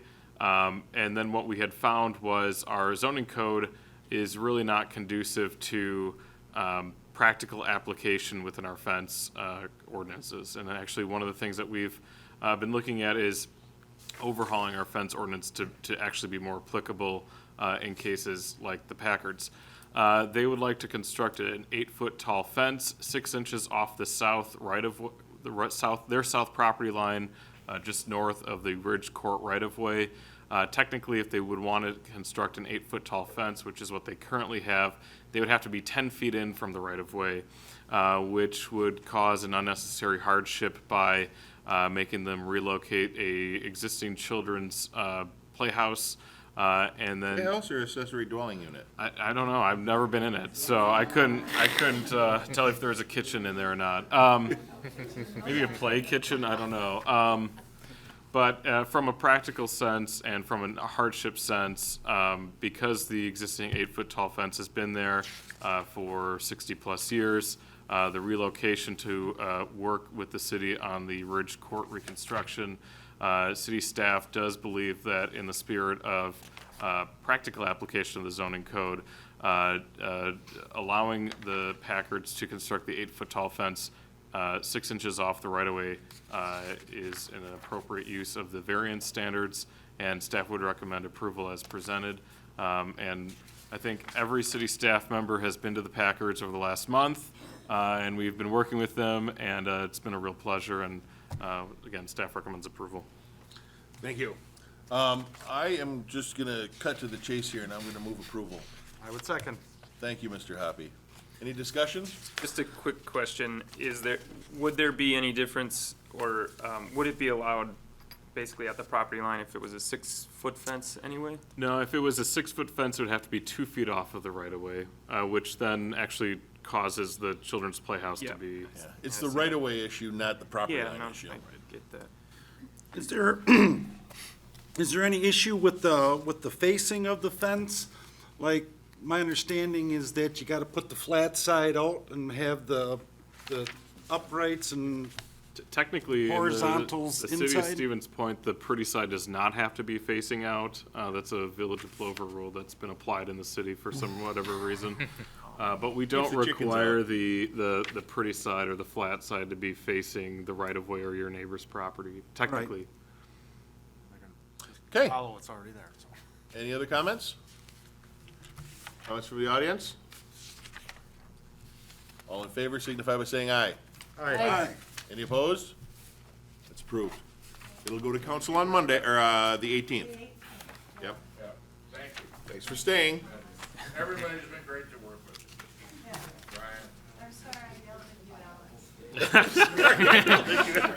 Alex. There we go.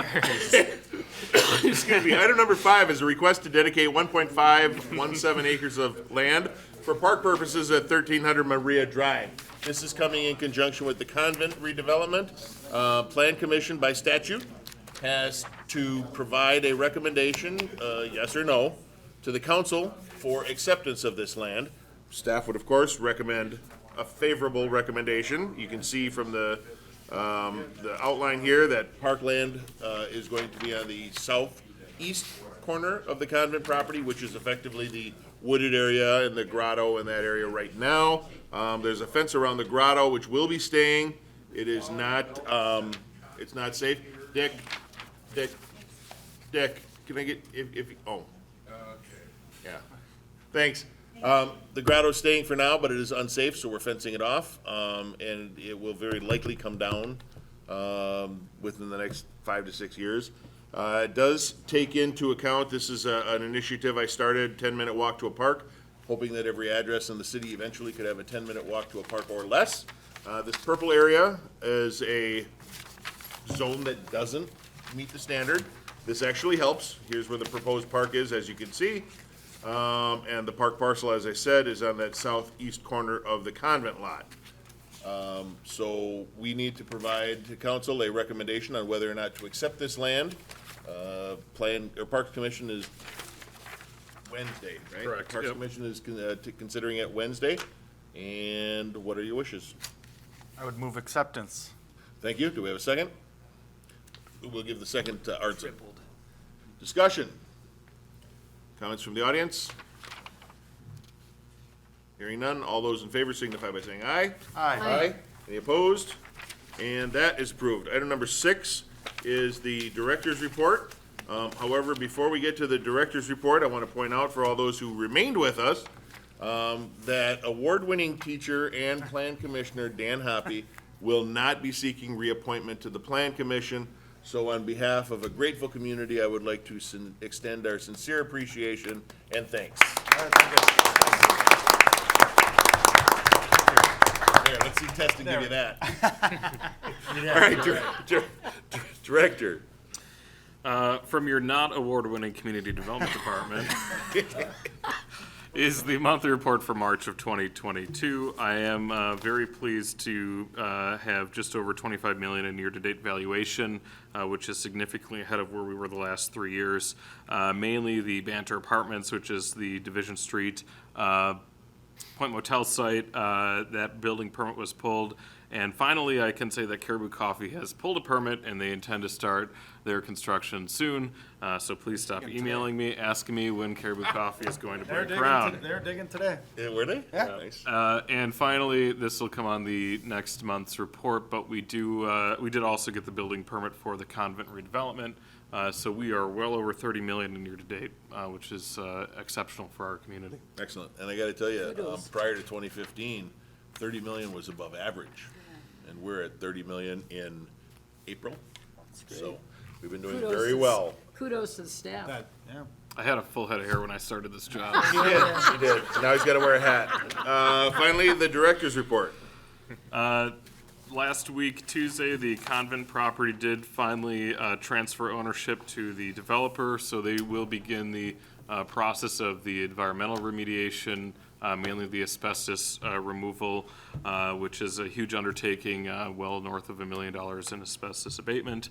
But I'm very happy that one of our most threatened historic properties is going to be repurposed, and thank this commission and the council for the exceptional work that we've all done over the last several years to get that project to that point. So, like I said, the Banter Apartments, that permit has been issued. I talked about Caribou Coffee, and finally, we are still in the interview process for our planner and economic development specialist position, hoping to make an offer in the coming days.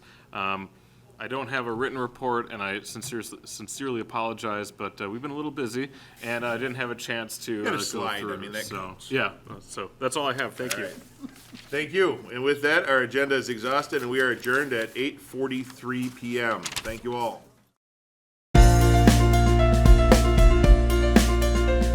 A video of this meeting is available for viewing on the city's website, stevenspoint.com/videos.